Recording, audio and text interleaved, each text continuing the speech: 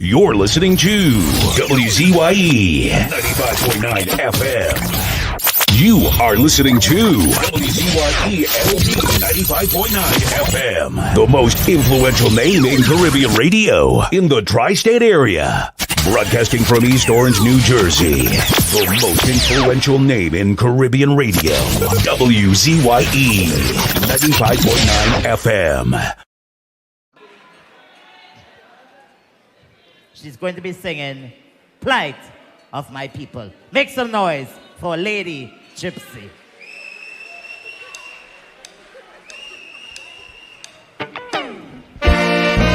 No plight of my people.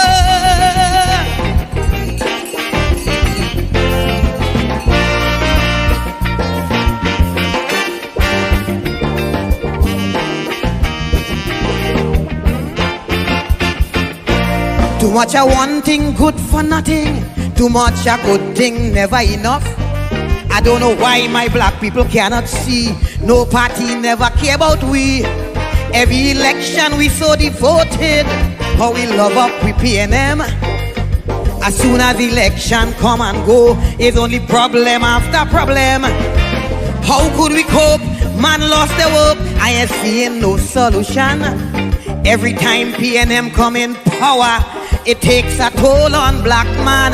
I don't want to sound like a racist, but this is what I can see. They just take care of the race, but they damn well know they have we. I want to ring my bell, wake up Eric Williams.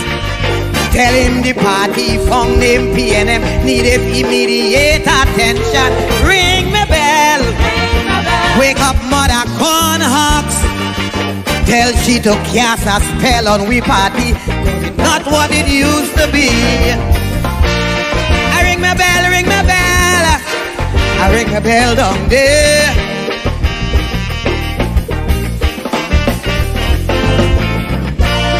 I ring my bell, ring my bell. I ring my bell down there.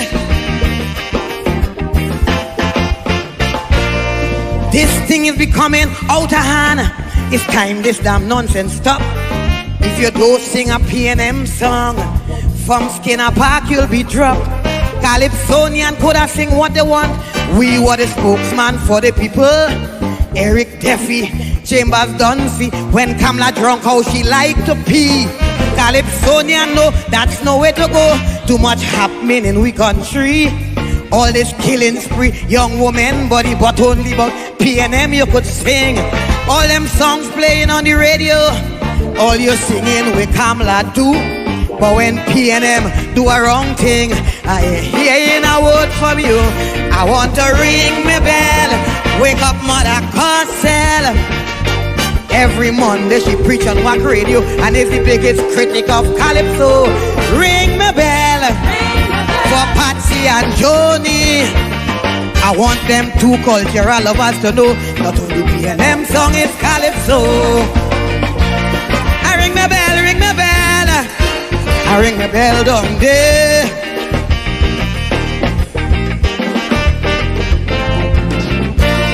I ring my bell, ring my bell. I ring my bell down there.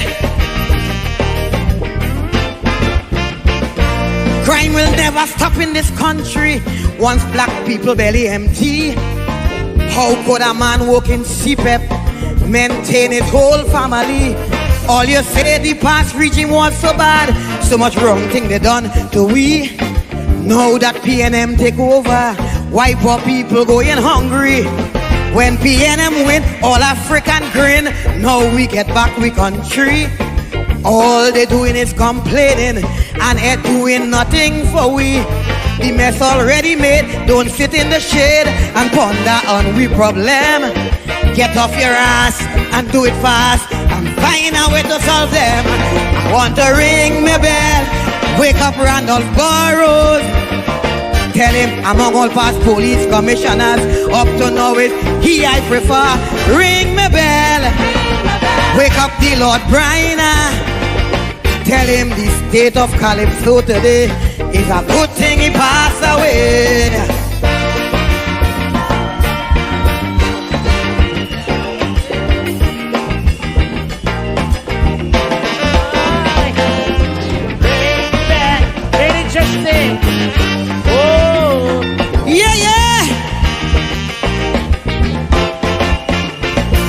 If I have no rights to privacy, well, it's best I take off my clothes.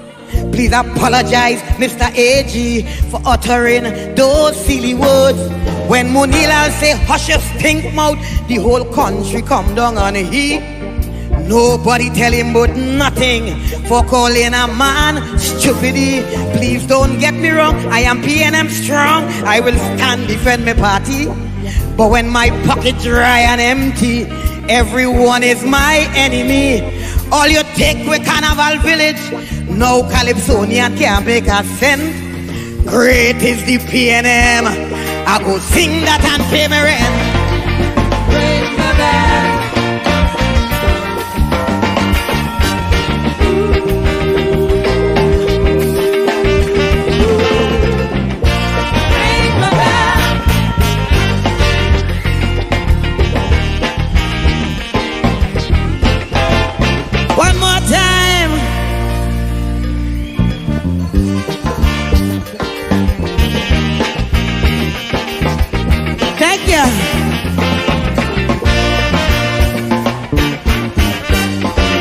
We're gonna take down this one. I want to hear this. So much of educated black people that was born here in this island, because lack of opportunity migrated to a foreign land. When I was small, in every school hall, Eric William face you could see. Now every 5 years a new PNM, you can't identify nobody. When UNC was there, Barack Podebe, they take care of their people. Why you can't do the same thing and stop African from seeing trouble? PNM come and PNM go, it's the same plight of my people. Stop suffering the poor man and make it no young bandit here in this land.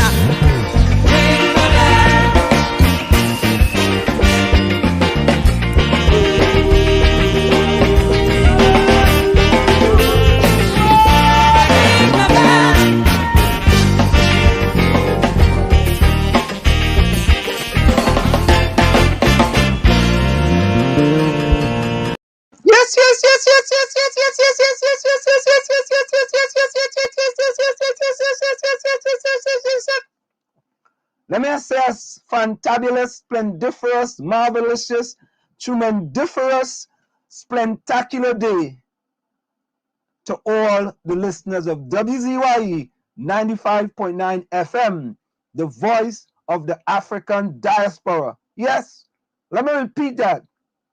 WCYE 95.9 FM, the voice of the African diaspora, no matter where you are, and especially those in the good land of TNT. And to you on the bottom, we stand on it all here, boy. We expanding. We're going from Chumakak, instead of from Laventille to Wall Street, we're going from Chumakak to Beatum. And all your Caroni, we come in, you know. Labre, we come in, you know. All we come in. We come in all 41 constituency across the country. We come in WCYE. All you will know WCYE 95.9 FM because we are for the disadvantaged people in Trinidad and Tobago. That's what we are about. But let me bring in 1/3 of the dark triplets here. No other than Diana, Waveney, Penskin, McDonald, boy. Ring my bell, but somebody thief the bell. I did looking for the bell. Can't ring the bell today. Woo! Ring, and you gotta play that song again, you know. That's gonna be new anthem song, eh? Ring the bell, Lady Gypsy. Yeah. Anybody know Lady Gypsy? Send me Lady Gypsy number. I want you to come in the village and ring the bell. Ask Jaden, mother. Maybe she would know. Eh? The little fella Jaden, the future king of Calypso, mother.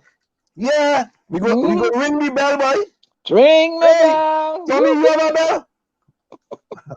Not yet. I have a bell somewhere, but I put it on a shelf and I can't find. But I'm gonna have it for next show though. Ring, be ringing bells. You have a bell yet, Tommy? Where's that one? No, I will get one. I'll get one. Don't worry. I know I need one for sure now. Yeah, you gotta get one, boy. Ring that bell. Ring it. And listen, we rang it in Tobago too, eh? Oh, Forget God. Tobago. Yeah. But we ring it in Tobago big time, big time.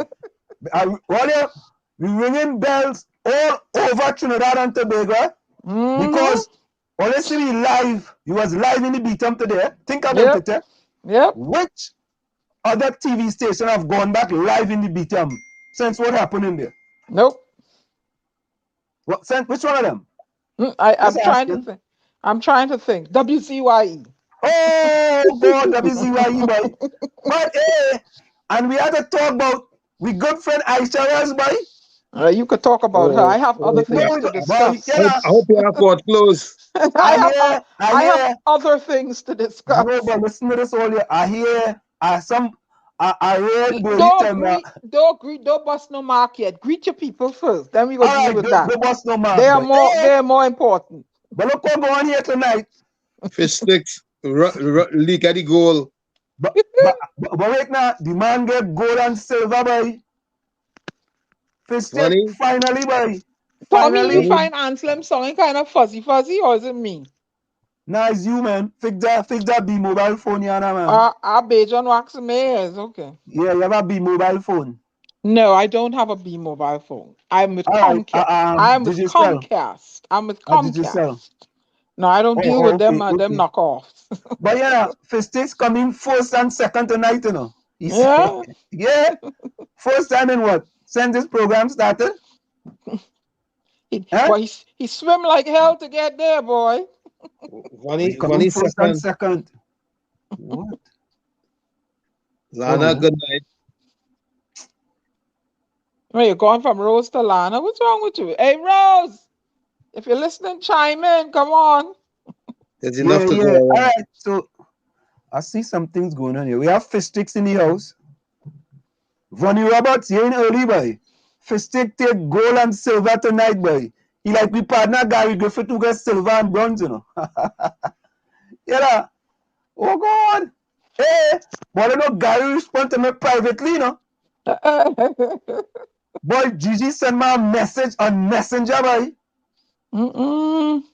Hey, you know what we should try and do? Boy? We should try and call him and see if he go come in. Oh, Gary Griffith? What do you mean? But I asked him to come in. I invited him to the show. So maybe he's responding to you. The man sent me a private messenger message. Good. Because he answered a message on Facebook. But he sent me a private message, boy. Good. What, boy? Gary Griffith, if you're listening, I'm inviting you. And if you come in the village, I am not going to let Anselm bite off your head. Who's that? You. Bite off who will? I am going to keep on. I from Burroughs era. I will put a Burroughs tactic in him. But Aisha. Hello. No. I was going to read something from Aisha. Bonnie Robert says, well, tonight go out some fire. I guess all of us have heard Aisha looking to sue and some regarding Anderson comment. Get your court clothes ready. Oh, God. We got to address that. We got to address Aisha. Aisha says she's looking for some US. Oh, she looking for some US? All she go get is just dust. Oh, God. You go deal with that, man. Don't worry. Nadia. Welcome, Nadia. How was it tonight, Nadia?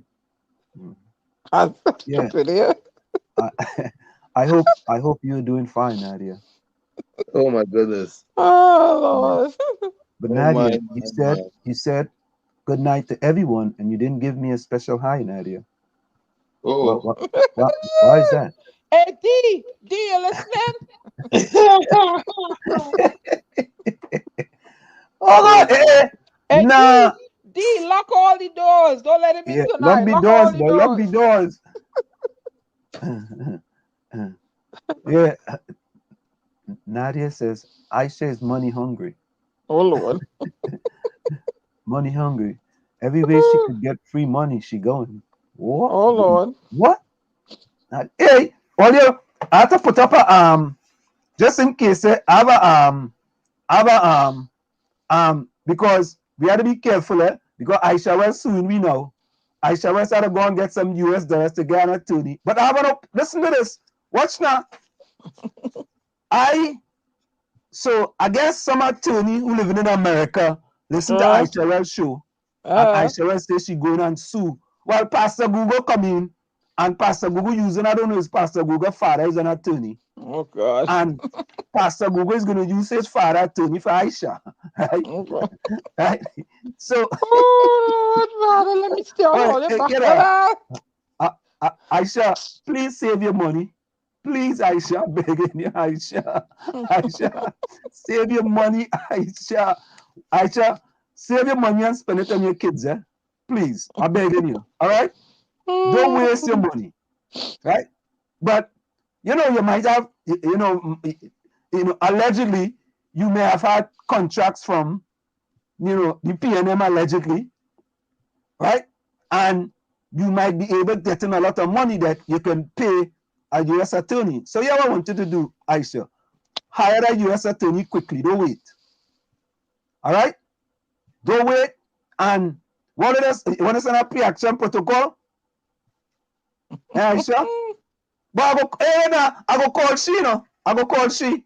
Later we go call she. Albert Montano, welcome. Albert Montano, welcome. Hey, Lana, you're inside. What tax?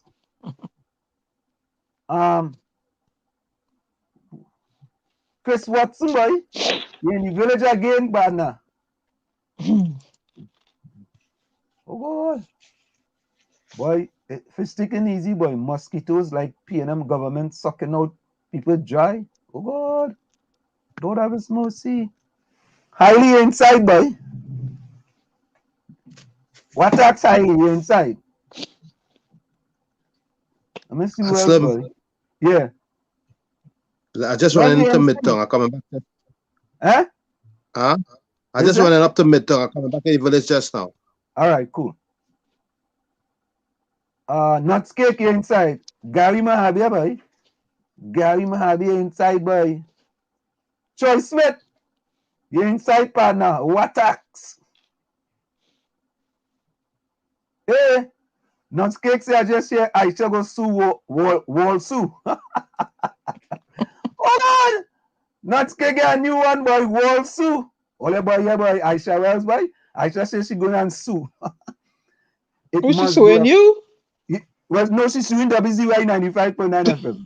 Oh, Lord, Father. Oh, God. Then as well kicks her.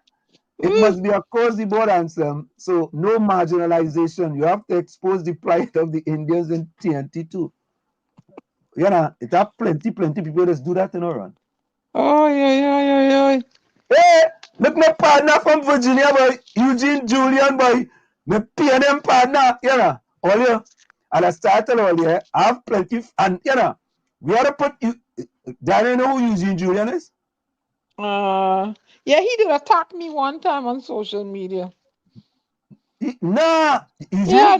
The name rings a bell. Might be another Eugene, I don't know. Nah, but your next Julian, man. Oh, okay. No, I remember the Eugene part. No, but I say whatever. No, Eugene was on Brother B program the other morning as a fella from Tobago. He was Tuesday, you was Wednesday, and I was Thursday. Maybe it's another Eugene. But no, it's another PNM Julian. It's not that PNM Julian. It's another one. Okay. Yeah. The name stuck with me, you know. So no, there's a few PNM Julians, you know. But that is Eugene Julian. What? Let Eugene from again, boy. Diana. I don't know. What happened? What miss? Not kicked. Diana got a wig and she had some funny. Nuts cake. Nuts cake. Where nuts cake is? Nuts cake. Where? Oh, God. Nuts cake. Oh, God. Hey, but Troy calling out Kingsley, boy. Troy say Kingsley is a black jacket, white jacket, go along, get along, gang. What? Troy calling out Kingsley, boy.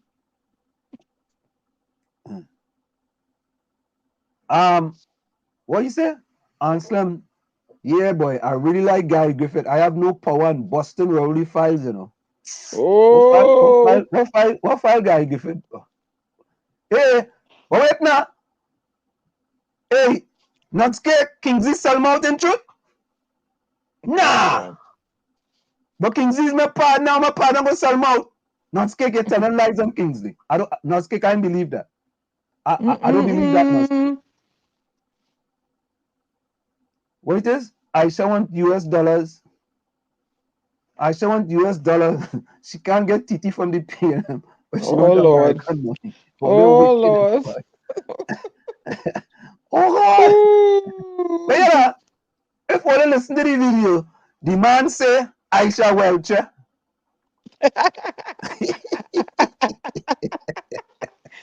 Oh, God. Yeah. Oh, God. So that is a comedy of errors, boy. The girl going and sue, and the pastor come and give she a lawyer. She got a pastoral lawyer. Oh, God. And can we talk about something else? Yeah, who do we people in here? No, we already have our guest in the background. What is this? We don't see. Let me clear up the chat, man. Okay, fish stick. What was the fight with you and your good friend Aisha? Where is about Sharon Felix? Oh, Albert Montano. Albert, you see me? All right, so and some I want 250,000 for a foundation of my choice. I want to build another house. Right here and see. Troy Smith. Hey Troy, they say, let me just read. Let me read the thing what we say in here, just in case I shall decide to sue we again. All opinions and views expressed by program participants are solely their opinions and do not reflect the opinion and views of WCYE management and staff. Just in case Aisha decides she wants to sue we again. Right? Aisha, I read that for you, girl. Oh, God. Well, yes. Hey, Mr. Henry Awong, stay with us a little bit. We just had to get a little few things out of the way. You know, when you're in the village, it doesn't be easy. So let me go. Troy Smith and some that PNM lawyer. Oh, God, Troy Smith. Only a wicked boy. Wicked. Alicia Riley, Tabaquite in the house. Alicia, welcome. Eugene Julian said, not me, Diana. I know wasn't she. Oh, Eugene from Maryland. Oh, okay. My PNM, you know, I'm a real good PNM friend, you know.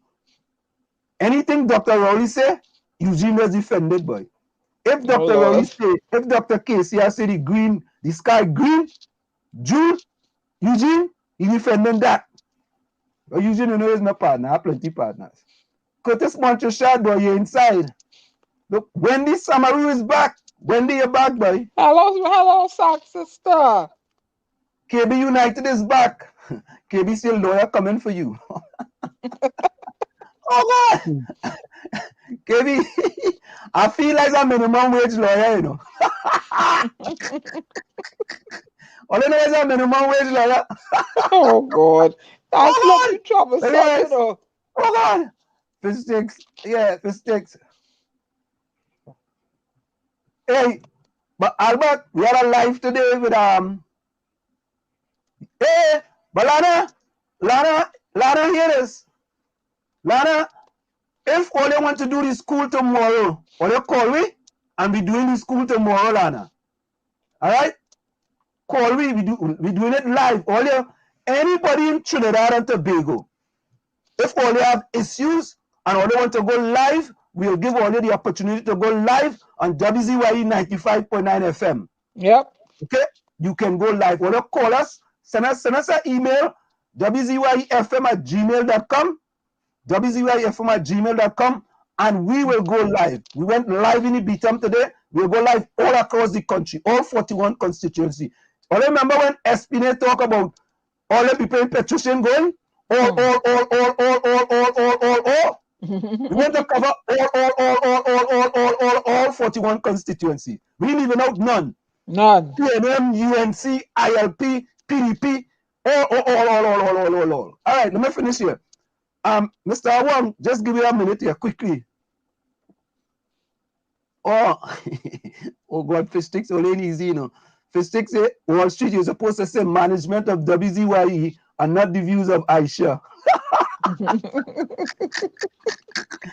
Oh God, all ain't not easy. Nizam Mohammed, boy, welcome. Lana, just let me know, man. Talk to everybody, and we're ready to go. Troy Smith say, Ansem, Kingsley, and Aisha is partners.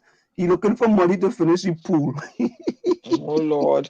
Okay, let's bring in our next guest, please, before we go. Where Gary? Hold on, before we go. And Ole, I have a attorney send my opinion, right? I don't know.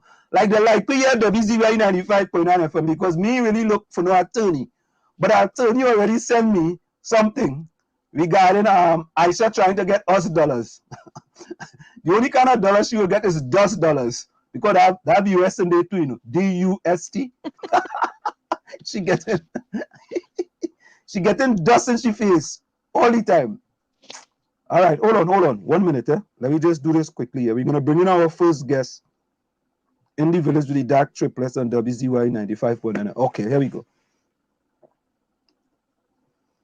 Mr. Henry Awong, welcome to In the Village with the Dark Triplets on WCYE 95.9 FM. It's a pleasure to have you. Of course, the Dark Triplets. D is Diana. Diana is considered to be the storm. A is myself, and Sam is considered to be Wall Street. G is Gary. I don't know where Gary gone. I think Gary's wife took away his phone. So it will take a little bit before he gets him back. And we have a fourth person who is Tommy. Tommy is the commissioner here in Newark. Mr. Henry Awong, welcome to Individuals with the Dark Triplets and WCYE 95.9 FM. Thank you very much. I'm happy to be here. I'm happy to share some time with you guys with the Dark Triplets. Okay, thank you so much. Pleasant good evening to your listenership. Yeah. So thank you, Mr. Awong, for accepting my invitation at such short notice. Yes, my pleasure. So just we can say a little bit about you. You are the chairman of the Couva, Tabaquite, Talparo Regional Corporation, and you're also the councillor for the electoral district of Piparo, San Pedro, and Tabaquite. Is that correct? That's perfectly correct. Okay, thank you so very kindly. So welcome. Let's just, how is the new year treating you so far? Well, the new year started off actually with a bang, because there are a lot of issues within the region of Couva, Tabaquite, Talparo. And if I zero in on my electoral district of Piparo, San Pedro, Tabaquite, there are a lot of matters and issues to be dealt with and addressed. So all in all, the new year started off okay. And with regards to the issue, those are matters that we would have to deal with as we go along. So talk a little bit about, for those who don't know, right, what does a chairman of a regional corporation, what is the duties of a chairman of a regional corporation? Well, actually, the chairman is the head of the political arm of the corporation. The corporation is it functions in two arms, one political, one administrative. The chairman is the head of the political arm that makes policies, and the administrative arm will carry out the policies of the council. The chairman actually is the head of the council, right? So the regional corporation, the council, is equivalent to probably a mayor. We are governed by the same laws that a mayor would have, the same laws as Act 21 of 1990. There's the same laws that govern that a mayor will carry out the same thing. I have same powers actually of a mayor.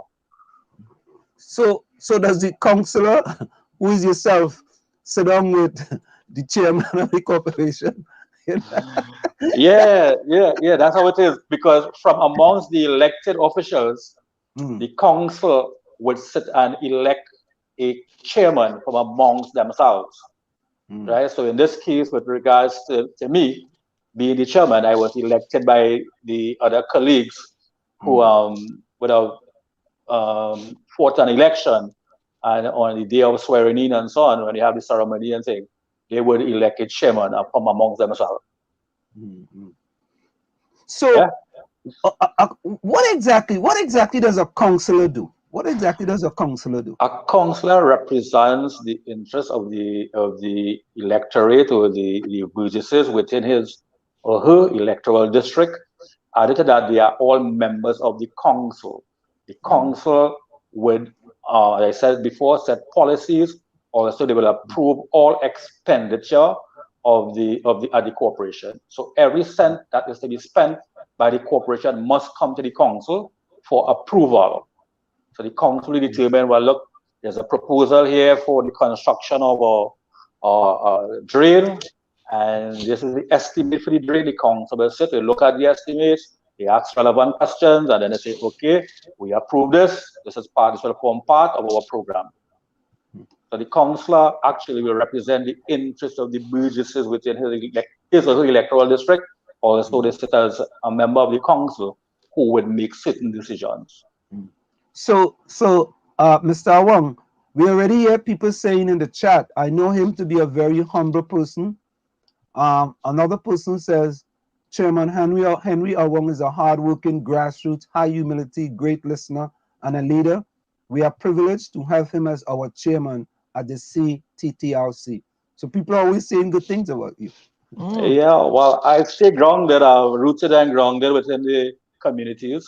The Couva Tabaquite Talparo Regional Corporation is one of the largest corporations in Trinidad, actually the second largest. There's a population here of 178,000 plus people within this region. It spans 719.6 square kilometers. So it's one of the largest corporations, second to only Tinapuna Piaco Regional Corporation regards to population, and second to the Sandy Grande Regional Corporation regards to land mass. So it is one of the biggest corporations in Trinidad. I can safely say it's probably about 65% rural. So there are a lot of rural communities with issues that rural communities will be affected with. And some of those are bad road conditions, landslides, lack of sometimes water, in these communities. So I think what was highlighted last week Friday, and I think that's what my friend Gary would have picked up on, and have me on this program today. We were highlighting a particular issue in the community of Lasatau. That's a very rural community. As a matter of fact, I say publicly that I represent the rural of the rurals, and in that community, there are a number of landslides on that particular road. That's the Brasso-Tamana Road. There's a population up there, about probably 300 people live in that particular community. And numerous landslide, the road in question falls under, and this is a very important point, under the jurisdiction of the Ministry of Works and not local government, not the regional corporation. So that particular landslide started to happen around the 11th of November 2021. It was brought to the attention of the relevant ministry, the relevant departments, nothing happened. It was highlighted on national television here in Trinidad about 2 weeks ago, and still nothing happened. No one came from the Ministry of Works. The minister, I wrote the minister from my office as the chairman of the regional corporation. No response at this point in time. No engineer came to see what was happening. So what I would say is that they didn't pay no attention to the people in that particular rural community, and that's a problem we are having over the years, whereby rural community in this country of Trinidad have been neglected by any time this particular government is in power. It is neglected, right? And so we the villagers, poor, humble people, very humble. Some of them are just simple gardeners who go to the market on a Friday to sell their produce. They'll go to Shaguana's market or the Sawa market. And they had to put money up, as I call it, on my live Facebook program feed there. I call it, they made chichi. So chichi is where you put up, everybody put up $10, $100, whatever the case may be, to purchase material from a nearby quarry to fix the road for themselves, right? Because no one came, no one had said, well, look, okay, next week we're going to fix the road. So they had to put up money from their own pocket. I had to get the corporation to assist with transportation, to transport the material, to cut costs. We provided a steamroller to roll it and so on.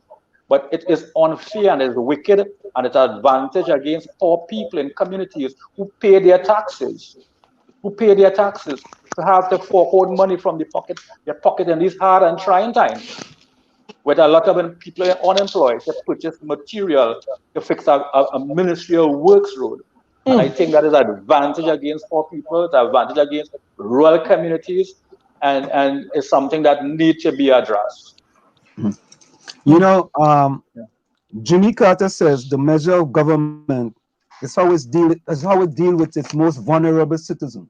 And I have to say that, you know, during the past 6 years, there have been great difficulties with how the government treats its most vulnerable citizens. Because I'm from Chumaka Clavantil, and the way how they treat the people of Chumaka Clavantil, if that was any indication how they treat people all across the country in those same type of situation, it is sad. It is very sad, because, you know, you want these most vulnerable people to at least be able to live in some semblance of comfort, some semblance. And, you know, I mean, but that's a good thing that, you know, the citizens there, you know, with your leadership, of course, decide to rise up and do something rather than to wait for the government to do something. Let me just see this. As I mentioned in the beginning of my little contribution, that is one of the largest corporations that I'm chairman of.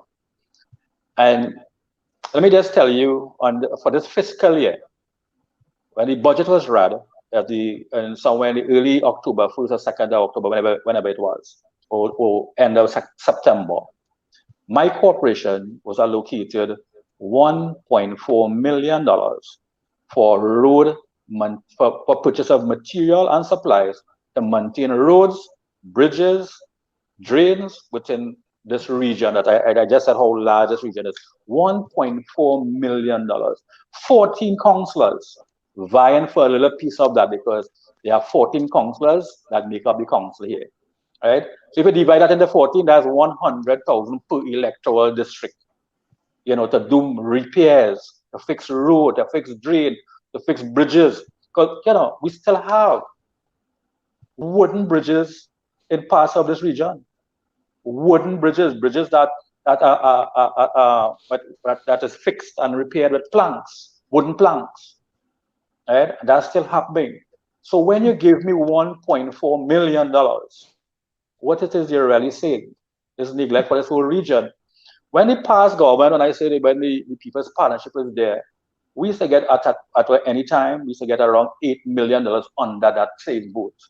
Now we are getting 1.4 million. And I tell you, local government treats with the everyday issue of the everyday people. When you walk out your gate in the morning, you want to ensure that your sidewalks are clean, your garbage is picked up, your play parks and recreation grounds are well maintained, your cemeteries are well cut. You know, so those are things that affect the everyday man. So if you are a government who have the interest of the everyday man at heart, then you will ensure that local government is properly funded to carry out the mandate on behalf of the people. You know, people want to live comfortable. You know, they want to make sure that their roads and the potholes are repaired, their landslides are fixed, their bridges are passable. But anywhere you go now within this region and the country as a whole, there's bad roads, landslides all over the place. You know, I was going to Moruga Saturday, and I put on Waze, I think it was. And Waze take me off the highway into Princeton, then to St. Croix, then to a road named Lengua Road. And road good, I driving, going up, all of a sudden I reached that point, a major landslide across the road, I had to turn back. Right? Because apparently Waze didn't pick up the landslide as yet. So many. Yeah. You know, so it is an issue here in this country, a country that and let me just add this. You remember we have a pitch lake here. There are countries in the Caribbean and in the wider world that will purchase our asphalt here in Trinidad that have better roads than us. You know? The roads are better than us, and they're purchasing the asphalt from us here in Trinidad. You know, so something had to be radically wrong. When the past government was there, we fixed a number of roads and so on, but it was only so much that could have been done within the 5 years. Let me just draw an example about water. I called up some officials from Warsaw a couple of weeks ago. I said to them, the community of Brasso haven't had water for the longest while. Could you tell me what is their schedule? You know what the official said to me? Brasso is on a 9-day schedule, meaning that every 9 days they'll get water. That's unacceptable. In a time of a pandemic and everything else, and I tell you have to wash your hands and sanitize and wash your clothes and things regularly. You're telling me that the community of Brasso and the other communities like this too, on a 9-day schedule, some of them on a 14-day schedule, as a matter of fact. People tell me sometimes 2 weeks, 3 weeks, they haven't had water in their pipes. So you see, it's where your focus really is. I show Westmoreland and those areas. I have nothing against people living in Westmoreland. I love them. I love everybody. But Westmoreland have water 7 days per week. But communities like Brasso and Brasso Venado and Lasatan, they will get water sometimes once every 2 weeks. And that's unacceptable. Very much so. Yep. But how can you get how can you get someone to respond to, because I see all the videos on social media with the roads, the infrastructure. I mean, it is necessary for the farmers, to get the product out and to the people. It is necessary for a proper infrastructure, roads for people to get around. How are you letting? You have a pitch lake in the country. How are you letting the roads come to that? That condition. I think his priorities all mixed up. The government priorities mixed up. They will spend money on other vanity projects and so on. But your road network is so important. You know what I mean, to get from point A to point B in a reasonable time, right? And if you don't have that as a priority, you're telling me you want to build a highway from Valencia to Toco. Fix the existing road first, and then we talk about highway from Valencia to Toco, whatever, right? But it's a situation where priorities are all mixed up. Other than the roads, are there any other issues affecting? Well, I know they are affecting the community, Mr. Awong. Water is one of those. Pipeborne, a reliable supply of pipeborne water, like I mentioned before. The other issue with farmers are complaining about their access roads too. Because remember, there are different roads. There are roads that fall under the Ministry of Agriculture also. They are complaining. This government only speak about diversification and agriculture being one of the areas that they can diversify to, and that's only talk. They're not very serious about that at all. And this pandemic has shown us that food security is of utmost importance, because the cost of living is tremendously high now. Just recently we had a serious hike in bread. Bread went up by a couple of dollars as well, right? And other things. Building a house in this country now will soon become impossible for the average man, because building materials have doubled in some instances. And I think it's my humble view that every individual is supposed to be able to build a house or to own a home. So those are things that should be to the forefront of any government that is compassionate towards the people. So, Mr. Awong, Albert Montano asked, Chairman Awong, does the Ministry of Agriculture finance the repairs to agricultural roads in your area? It's their mandate so to do, but if I tell you, there are very little that has been done with regards to agriculture access road at this point in time. Okay, there's another person in the chat said, hold on. It says,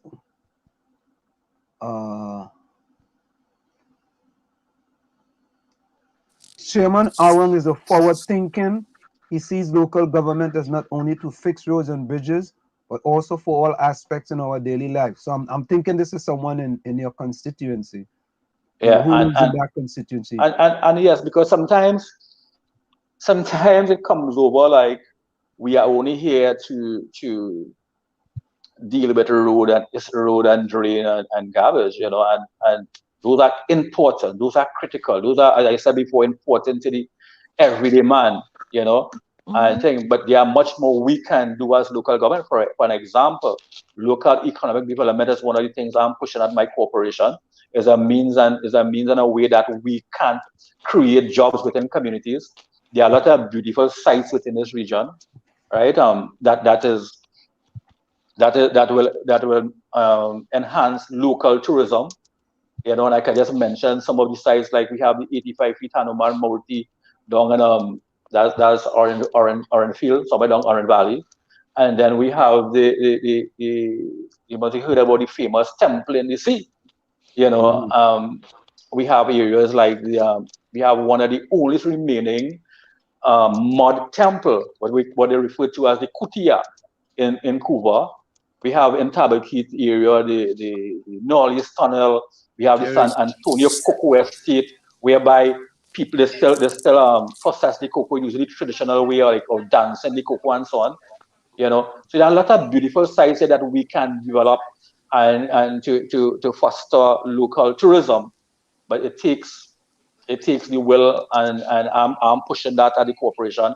So it's not only about road and drain and bridges and so on. Those are important. Yes, we, you know, sometimes, let me just mention this, sometimes equipment at the corporation to get the job done. Sometimes we cannot find the funds to repair it. Are you hearing me? Yeah, I'm hearing. No, we're now hearing you. Yeah, Tom, we hearing you. Okay, Go all right. ahead, Mr. Awong. Well, Yes, I'm saying that sometimes to repair equipment Somebody and so has on, like feedback. backwards. Yeah, so repairing of vehicles and equipment and so on at times is a challenge. The necessary funding is not forthcoming to have those vehicles repaired on time so that we can get the work done. You know, so there's a number of those are issues that are affecting us. But there are lots of things we can do as local government people, as local government practitioners, as a corporation. As I said before, local economic development is one of the things that we push in here in this corporation. At some time when this COVID is up a bit, or we can even have virtual tours. Recently, we had sugar and energy virtually. You know, we had that a couple of months ago, where we virtually had our Sugar and Energy Festival. The Sugar and Energy Festival used to be one of the biggest festivals in Trinidad that used to take place in Couva, right? And because over the years it was, we had to, well, it was abandoned for a period of time. This year, in 2021, we bring it back virtual, on a virtual level, and it was really, really good. So we can do so much more. Yeah, brother Wong, how you doing? This is Gary Mahabir. Hey, Yeah, Gary, how are you doing, brother? Thanks for it's been a while. I've been trying to get you on this program here. You know, you did a really nice job with the tunnel. I mean, I really admire what I saw out there. How is things with the you may recollect I would reach out to you with some information about disaster preparation and things like that. How is that working for you right now with mobilizing support for that? So far, Gary, the disaster management unit at the corporation, we functioning. We can be better, but we are. I think I have one of the better disaster management units in the country, and I can say so because the person who pioneered disaster management units for local government was a man called Ravi Ramnath, who was very versed and very knowledgeable about disaster readiness. So we are ready. We are equipped with some of the necessaries to ensure that we can respond to disasters. You know, this region is flood prone, but added to it being flood prone, we are having a number of landslides within the region. Of people, homes are affected also. They will reach out to me, they reach out to the corporation, seeking help to address landslide at their homes and so on. But our disaster management units, we stand ready to assist as much as we can. Yeah, so, I recently saw like there was an earthquake, I think 5.4 out in the Mayaro region out there. That took place, I think it was yesterday, or I think it was yesterday. I think it was yesterday. Yeah, yesterday. Yeah. So I was kind of. I didn't get no reports of anything happening within our region. I think any disaster at all. So I think it was something that didn't affect us in this region. I'm not sure about my colleagues in the Rio Claro Mayaro regional corporation. Right. Mr. Awong, I see that you have a few people here from your electoral district of Talparo, San Pedro, and Tabaquite. I think David Luknanan and Marilyn Villafana. Marilyn Villafana said he's always looking out for us. So a lot of people are saying very good things here about you. Oh, very good, very good, very good. That's a good thing, you know what I mean? Because it's glad to know that when people are working hard, people in the constituency. David Luknanan also said, a man with a big heart, you know, so people in the constituency know that you are doing good work and they are complimenting you. And, you know, thank you so much. Thank you so much. Yeah, sometimes it's important, you know, for people who see what you are doing and say to you, you are doing a fantabulous job. You know what I mean? Yes, thanks, man. Thank you so much. And it's very good. It's Marilyn Villafana used to be an educator from the community of Brasso Bernardo. At one time, for many years, she was the principal of the Brasso Bernardo government school, a school as in a very rural community. Wow. Very, very rural, you know, and I would have worked with her along for many years to address some of their needs and concerns. Very good principal, I must say, in her time. Wow. So Mrs. Marilyn Villafana, welcome. I know Diana already said it, but let me say it to you loudly. We welcome you here into the village, and we already see that, you know, you have done fantastic things, you know, up there in that constituency.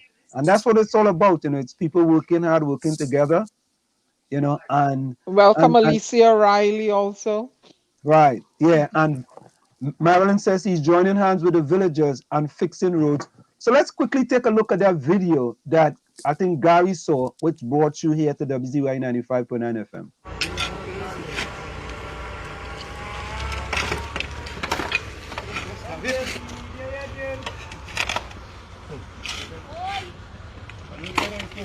So let's talk a little bit about that video before we get there. Talk a little bit about what they're doing there and how did that come about. Talk a little bit about that. Well, as I mentioned before, a landslide occurred there on the 11th of November 2021. And a representation was made to the Ministry of Works, but nothing was done.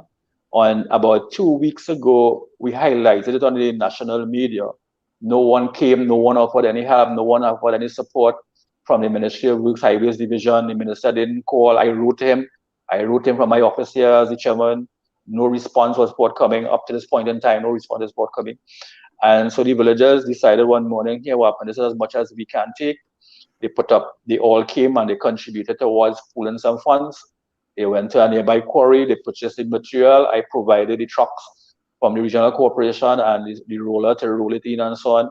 So it's a situation whereby the villagers had to take out hard-earned money that is very scarce at this point in time to purchase material to fix a road that falls under the Ministry of Works and Transport, and there's a highways division. And so there are a number of other landslides. As a matter of fact, there's just one what is highlighted. There's another one that they are also repaired to. And I applaud the people in the community for doing that, and we would lend support every time from a regional corporation point of view. But the onus is on the Ministry of Works to get their act together, because people cannot have to be negotiating and passing through these kind of landslides on an everyday basis. Remember, every day people have to traverse the roads, especially the main road, and that's a main road. And when you have to go through all this landslide and things, that's frustrating. That's so frustrating. So another person says, Debbie Ram Lochan says, Chairman Awong always makes himself available, very accessible at all times. You sure? You sure you're a politician? Or you? No, but Gareth, let me say this. That's a good question about. Yeah. Let me tell you how I get into this politics thing, right? Yeah. Way back out of school and thing, as a young man and thing, growing up in a community, a little rural communities, you know, and my parents telling me, well, look, time to go and vote. I was at age to vote and so on. Anyway, we are going to vote for the PNM. So the other community telling me that. So I said, well, why? Because I didn't have roads, no water, no electricity in that community. You know, agriculture access road bad. We're struggling. We all fighting to make a living, and we were living day by day. And they're telling me, no, well, you have to go and vote for the PNM. When I watch at areas that the PNM are in control over the years, like Laventilla and those areas, those are some of the most depressed communities within the country. So I tell I didn't vote at all. For the first 2 elections, I didn't vote when I had the age to vote. But I one day wrote to the then MP, a man by the name of Nizam Mohammed. As I wrote to him, I said, MP Nizam Mohammed, the community of Lasatown need help. I'm inviting you to a meeting to listen to the concerns of the people within this community. And he came into the community, and he had the meeting and so on. And he didn't last long in office. I think the year after his party was voted out, I think it was the NAR. But he would have invited me to 1 or 2 meetings and so on. But I started to say, I came to the understanding that the politics does determine so much. So I started to get involved. I joined the UNC. I was part of the UNC and so on and things. And I'm happy to tell you today, only in 2014, the community of Lasatown and Brasso Bernardo, with over 400 people living, got pipe-borne water. Only in 2014. That same road was paved and thing, but landslide was happening, and this government now is neglecting it, right? Neglecting it. And it's because of the politics we were able to get a little community center in Lasatown too. So we could have a little community group. The folks in Lasatown could go there in that little community center now and do their training and so on, and craft training and what have you, and skill training and so on, right? But the politics does determine so much, and I got involved. But before that, I was more like a community worker, involved in sports clubs, village councils, and all those things, and I automatically then, get into the politics and so on. And I'm representing that community for that electoral district for the last 19 years. 19 years? 19 years, yeah. Yeah, wow. Yeah. That's really interesting. No, this is an agricultural community. Far as my understanding is that it has it produces a lot of our agriculture. Because I've been in the area not too often, but once or twice up in that area, and far as I know, they produce a lot of agriculture. No, I can understand why in these times where we need to have a massive food production, that we are not on the move with assisting those areas, whether it's the water irrigation or the roads, the critical things, the infrastructure surrounding the farmers, to kind of assist them to produce more. This is very mind-boggling to see what's taking place in this stage where the world has a food crisis. We got people in our own country, we're importing a lot of food, and we got people in our country that is suffering, and there's a little help will make a drastic difference in getting things done, and much easier for the farmers to do their job. It's mind-boggling to see this. Gary, I agree with you 100%. This area is one area that used to mainly be heavy in cocoa production over the last probably 30 years or so. 30 years ago, actually. And most of these cocoa estates, some of the best fertile land in the country, is abandoned at this point in time. The best cocoa is to come out from that region, that whole central, what you call the Montserrat Hills, from Tortuga to Brasso Bernardo, and all these cocoa fields, 90% of them at this point in time is abandoned. There used to be some nice yam up there also. We still have nice yam up there, nice Juba yam and so on. Plenty yam. I had yam today for lunch. Oh, right? Nice. We want you to stay right there. We got to go for a quick station identification. No problem, brother. Right, yes, I'm here. It's in the village with the dark triplets on WCYE 95.9 FM. Of course, we come to every Tuesday, Thursday, and Saturday from 6 to 9 p.m. Let's go for a quick station identification. Stick and stay. Don't go nowhere. It's in the village with the dark triplets on WCYE 95.9 FM. You're listening to WCYE 95.9 FM. You are listening to WCYE 95.9 FM, the most influential name in Caribbean radio in the tri-state area. Broadcasting from East Orange, New Jersey, the most influential name in Caribbean radio, WCYE 95.9 FM. We are back with you. It's in the village with the dark triplets on WCYE 95.9 FM. Now, Chairman Awong, there's another message from Albert Montano. Albert Montano asks, Chairman Awong, Will the council approach the Minister of Agriculture to fulfill their responsibilities in the large agriculture area? We would, yes, the council would, and we have done that in the past. But let me just give you a perfect example of what's happened recently. About 2 weeks ago, the Montserrat Cocoa Farmers Association highlighted the condition of the Grand Couva Road. There was on TV, just about 6 of them stand up by the landslide and saying they was asking the Minister of Works to address this landslide because they have a container of cocoa, about 80 tons of cocoa or so to be shipped. And they had to get it out from La Vega, and the only route out is through that same Grand Couva Road. And the response from the Minister of Works was the road fall under, it's an agriculture access road, which is not true. It is the main road that falls under the jurisdiction of the Ministry of Works. However, even if it was an agriculture access road, they needed help. They want to get their cocoa out to be shipped out, and they had to get it out by a particular time.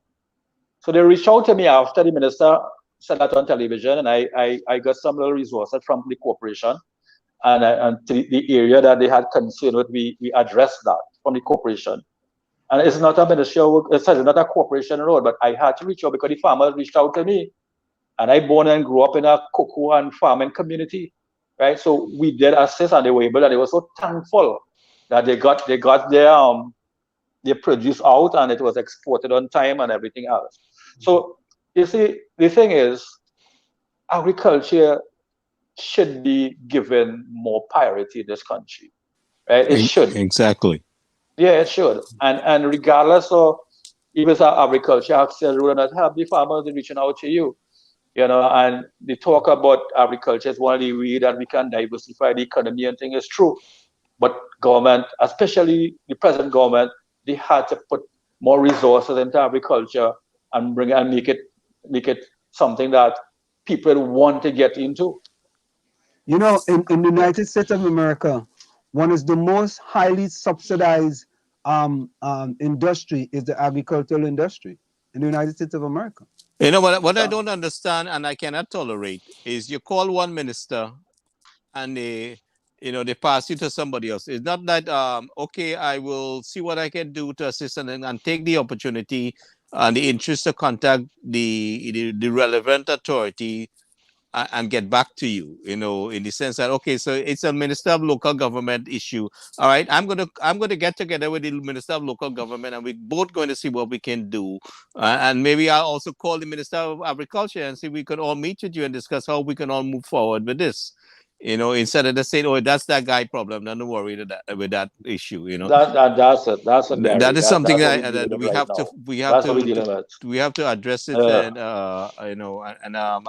we understand intend to go straight up and deal with it. And that's why we're trying to bring everybody together, get the communication flowing, what the issues are, and see how best we can get it flowing to resolve the issues. So Vonnie Roberts says, yes, Mr. Awong has always been a down-to-earth person and knows his villagers. Mr. Awong, all these people only had these compliments about you. I don't know what's going on here, I'm trying to figure out, he frozen a little bit? It looked like he frozen, man. He's frozen. Internet must have frozen, yeah. Yeah, the internet frozen, boy. Yeah, but I've been watching him for a while on Facebook. Oh, wait up, coming back. All right, yeah. You're back. Yeah, man. I was just saying, Mr. Vonnie Roberts says, yes, Mr. Awong has been Mr. Awong has been a down-to-earth person and knows his villagers. And I was just saying to you, I don't understand how all these people complimenting you so, man. Everybody coming here, bro. Mr. Awong is doing this. Mr. Awong is I'm humbled. I'm humbled. But let me ask a question, right? You think the way they treat you guys is because you are a UNC?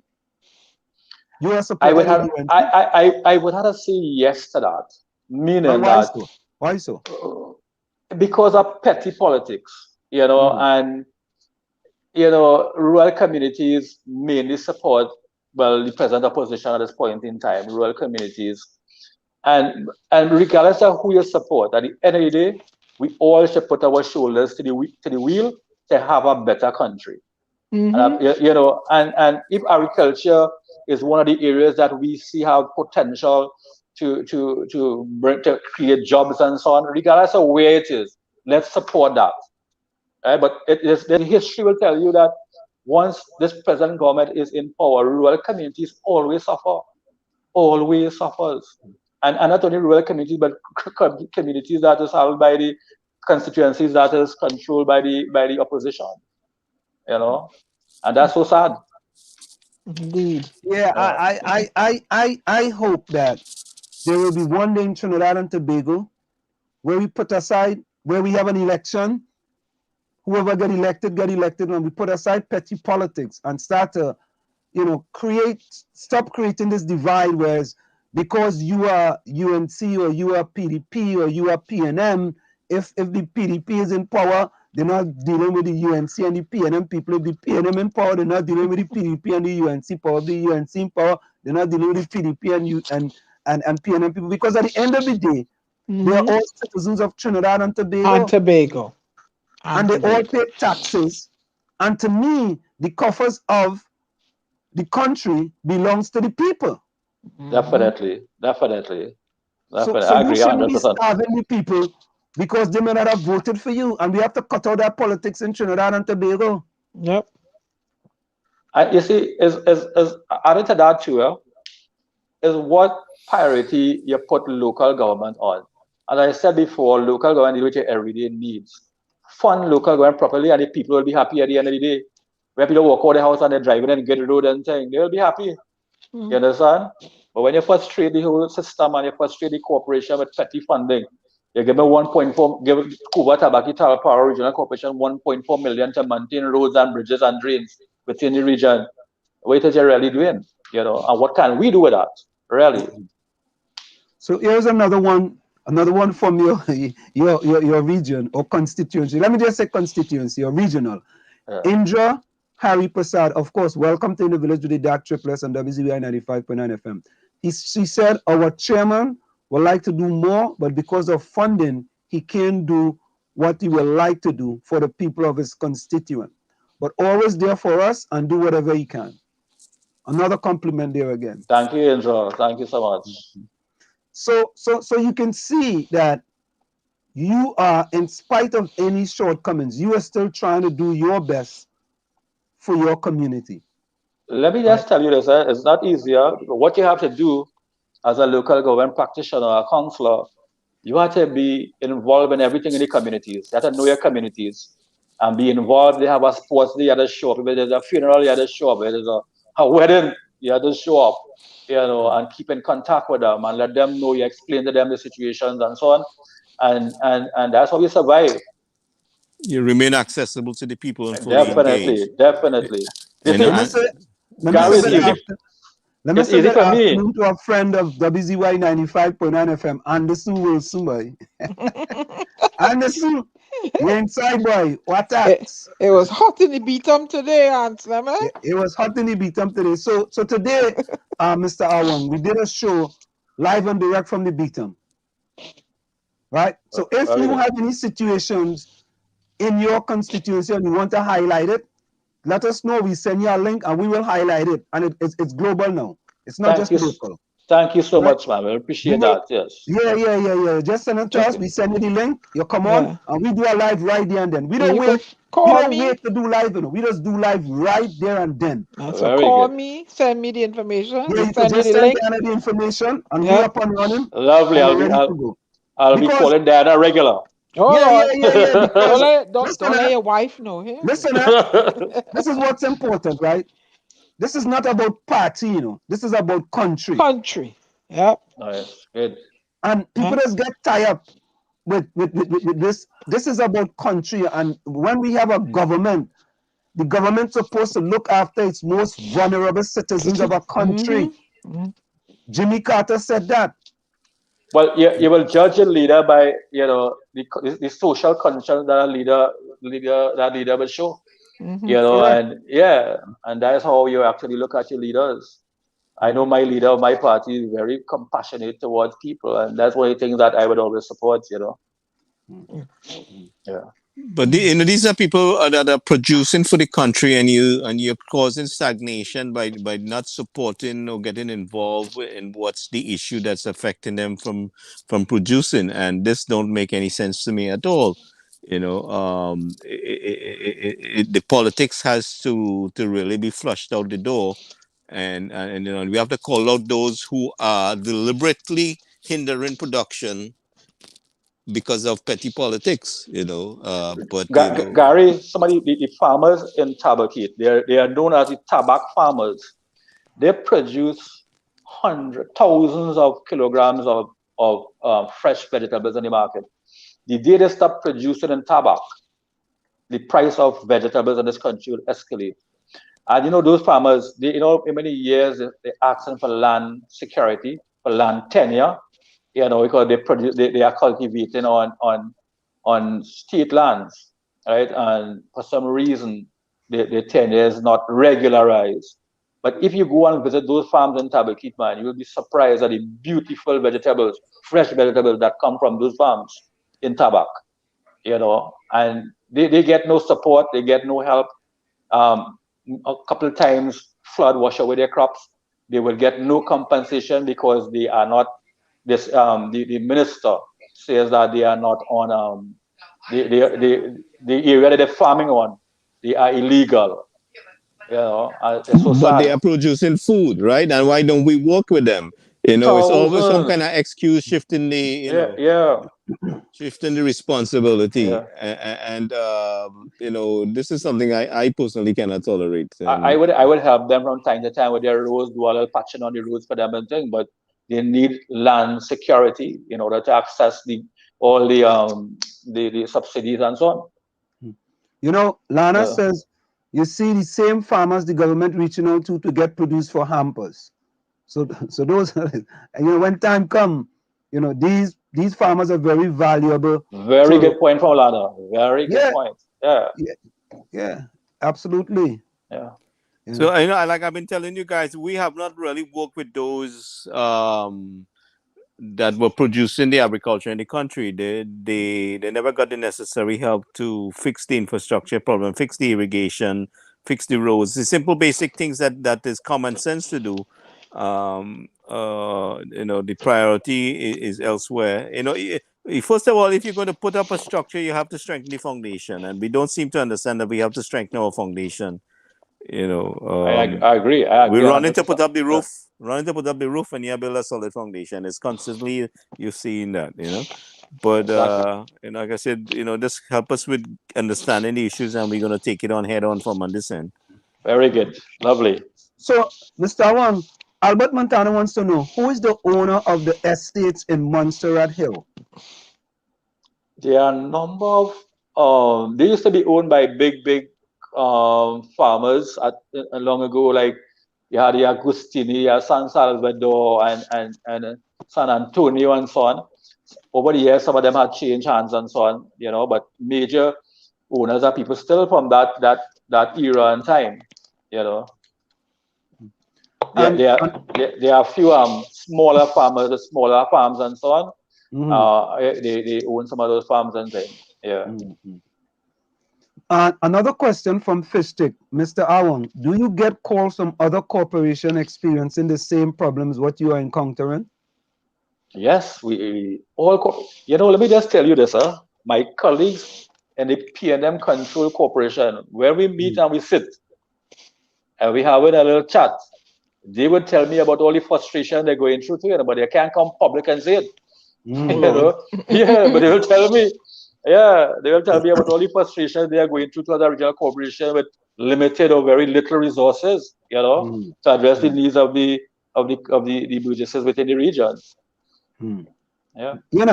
I could imagine it, because you see that there was some information, I don't know if it's information or misinformation or whatever it is, that they were going to send home a certain amount of CPEP workers.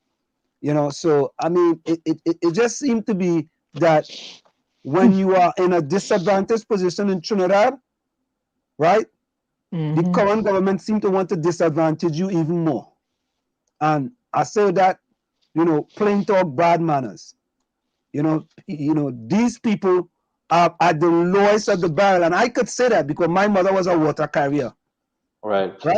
And if it wasn't for URP or 10 days, my mother wouldn't be able to feed her kids. So how could you, you know what?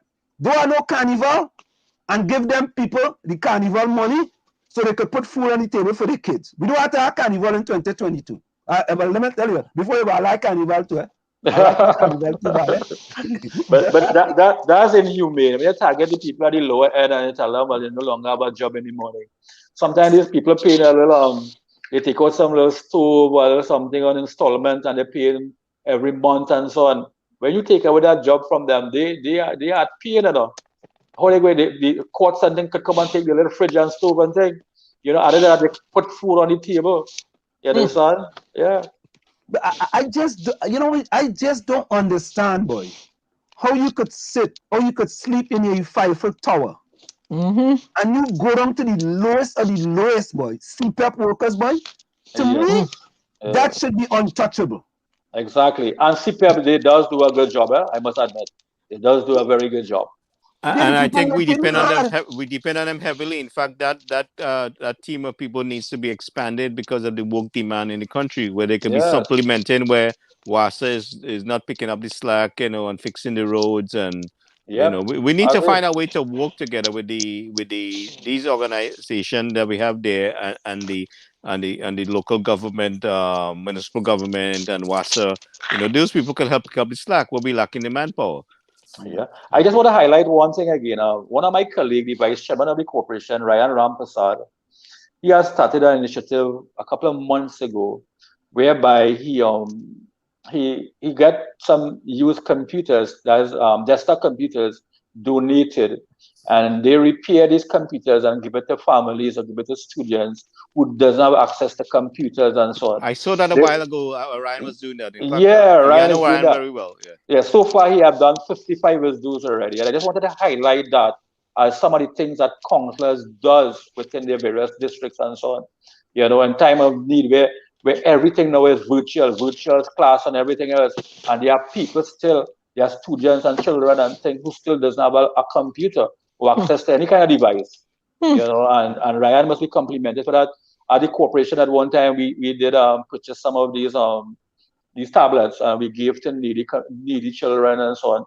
So we still looking at that. So if through this program you have anybody who wanting to donate used laptops and desktops, we'll be willing to accept them and we'll do the refurbishment, etc., and give it to needy people. Oh, that's excellent. So if you could promote that through your community, through your program, through the village. I'm a village boy, I like the village, and I'm from the village. And Tommy's an IBM man, But what you say is real, we call it a village where anybody's allowed to come into the village. Nice, man. Right? Love it. We don't have a village that only certain people can come in. Because when you're in our villages, everybody to come in the village.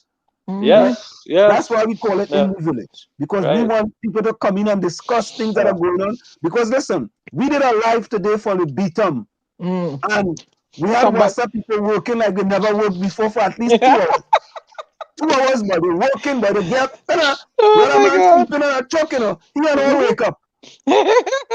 So Diana, I will be liaising with you, and you can start the process of collecting any used computers. We will get it in. We have access to people who will bring it in for us. Mr. Awong, I have 1 minute answer. We can work on that, man. We can work on that. Mr. Awong, I have personally bought laptops for individual children in Trinidad and Tobago. Lovely. I donated a desktop to a school in Roxborough, school supplies. I personally, but with the group of WCYE, I do a lot of other things too.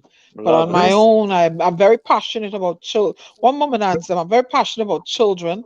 My title, I have a title that was bestowed upon me. 2 titles I take very seriously, other than the ones I have: Global Ambassador and a Humanitarian. Lovely. I will always work in those 2 capacities to serve mankind.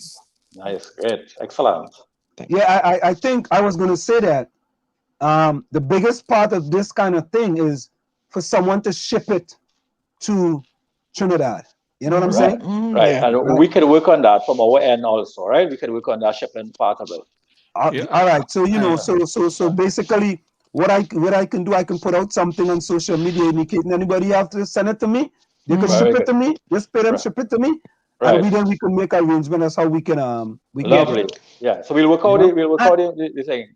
Yeah, and you see, this is what this is about. You know, this is about each one teach one, each one reach one.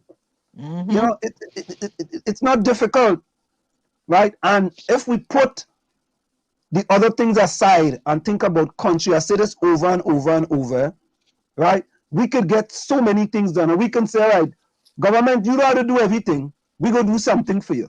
You understand? But you have to make sure you are doing what you're supposed to do. Well, we know, what we need is government has to lead, and government has to, the elected officials has to engage the population and bring the people together in collaborating. This is the kind of leadership we need. Nobody's saying that any government minister or representative has to do it all, but we have to find a way where you engage the people, and your job is to make things accessible. You know, it's like parents working with the kids. If you invested in your children and they succeed, it's your investment. So Gary, the people that is closest, the elected official that is closest to the people is the local government practitioners, the councillors and so on. Exactly. So they know. In the morning, if there's a flood in the morning in my area, Gary, I know exactly where to go and see who's affected. I know every house when it rains heavily, which will get flood. If we have hampers to distribute and so on, I know exactly where the pockets of poverty are within my region. I know exactly where to go. As a councillor, you will learn all those things very quickly once you become a councillor. And we have to find a way to fix this communication. We have to find a way to fix this. You know, when I now came as a councillor, as I said before, 19 years ago, I went to the seminar and I said, what is local government? And the response was, local government is, where you give the people's participation in the decision-making process. Right? The people must participate in the decision-making. And I experimented with that one day. There was a particular community. I had some small funds available for my district. And I went into that community and held a meeting with them. And I said to them, look, we have X amount of dollars to fix a particular road, any road you decide upon, which one you want to prioritize. And they said, well, okay, we're going to fix this particular road here. So they went around to the community and they invited everybody to come to a meeting to decide on the road to fix. So they agreed on a particular road and we started to fix the road. There's a particular gentleman from that community said to me, well, how are you fixing that road? Why didn't you fix the next road down there? I said, your community decided which road to fix. I didn't decide that, But what happened? He didn't attend the meeting that what the community held to decide on which road to fix. So the people decided on which road should be priority. Mr. Awong, that makes so much sense because, like, I teach, right, and in my classes, I tell the kids, listen, in this class of democracy, right? So we have in a midterm, for example. I said, what do you want? Do you want 50 multiple choice and 5 essays or 75 multiple choice? You don't have to make a decision right now, but take a week and the class going to vote on the decision. Right. Right? So when they take a week, they come back, they vote if they want 75 multiple choice. That's what it is. And you know what that tells you? You are letting the people, right, be involved in the decision-making process. Definitely. That's what it is. Yeah. And that's what it is. And people can't say, well, you know what, boy? Or they can say that if they wasn't at the meeting or if you wasn't in class. Yes. Well, that's not my fault if you wasn't in class or you wasn't at the meeting. Exactly. Yeah, exactly. So these make it easy. And they need to do more of that in the 41 constituency across Trinidad and Tobago. Get the people involved. You understand? Like, for example, they put a pool up in Laventil. Oh, God. Right? And, and it's funny, right? And I just make this up. So they get them a pool and they get them a standpipe and they say, drink water and mind your business. You know what I mean? It's just mind-boggling. Where did you go to the people and ask them, what are your needs? Exactly. Somebody might tell you, exactly. We need no swimming pool now, because we not no mat spits up here, no swimmers, right? But however, right, give me a field. We are more soccer players or football players. Give me a place where people can go and practice, and give me some light so we could practice late through the night. And when them people finish, they're tired and they're going straight home. Right. You understand? Yeah. We're involved in nothing. Yeah, You know, so we when down you were involved in in the community, central and south. We had the Guavacara River and the County River to swim, so we don't need no pool down this side. You know. But anyway, you know, so we we need to control the water flow down here. Yeah. But Chairman Awong, we recently had Miss Trinidad and Tobago World candidate highlighting the level of poverty and I would say the quote unquote underclass in Trinidad and Tobago. What say ye about this as it relates to your constituents? I can relate to so much of those things. Sometimes people wouldn't believe the level of poverty that still exists in this country, you know. And there are areas and things I would go at times, and people sometimes they're not sure where the next bread coming from for the next day, you know. So it is a reality, and sometimes reality is so hard to accept, you know, some of these things. And it is a particular lady I know. She has about 5 children, and she's always reaching out and asking for help and so on and thing, you know. And I wouldn't mention it. I wouldn't take no photo with her and put it up on Facebook or anything. But there are situations that really need to be addressed as it relates to poverty and so on. And I think sometimes the social net, you know, sometimes people get through that, they pass through it, and they left to fend for themselves. You know, so I can carry you next time you're down here on my side. I can carry you. Yeah, show yourself. Recently, Mr. Awong, we featured a young lady with 10 children. And was she in your area, or was that not close to you? I'm not sure. Oh, no, that was Anita Haynes. That was Haynes. Oh, Anita, right. No, that wasn't Anita. That was Michelle Benjamin. Benjamin. Down in the Moruga area, Moruga Tablan. Yeah. Right. So when you said, you know, your area, I'm trying to locate where you are. I know you all are close. Let me say welcome to Dimensional Daki. Welcome to the village. It's nice that you can join us. But you know, based on the resources we have, nobody should suffer for food in Trinidad and Tobago. I don't mind having one suit of pants. But I mean, if you get something to eat, that is no reason why we can't do that. You know, I agree. There is no reason. You know, growing up in Trinidad, you know, my relatives planted something. Last year, I partnered with the church last year in my district, in Tabaquite, the Tabaquite Open Bible Church. And the women there was really, really nice. They prepared every Friday. We have done about 50 lunch. And I gave them resources to prepare the lunch. And we went out and we distributed. I personally went out with some of my staff. And every Friday we have done that we've done that for about 10 Fridays or more. You know, so it's something we should start back, and we think the church was really, really good in partnering with us to get that project done. Mr. Awong, recently there was talk about the property taxes, right? So we were here and we were talking in the village. You're saying if it would be a good thing or not, because we pay property taxes here in the United States. Some of us are concerned that it shouldn't be, that how do people get that property, blah, blah, blah. Now I'm saying if the property tax is implemented and is the funds are banked in an institution or a corporation where counselors like yourself, you all can go to them and say, well, this is what's needed. We need funds for this. And you show, you know, you do the paperwork and there's like general audits and stuff. Don't you think it'll be a good thing? Because the people who own property in the area, they're paying it for when things, you know, happen, like the roads and you build, you know what I'm saying? Don't you think that would be a good thing? Yes or no?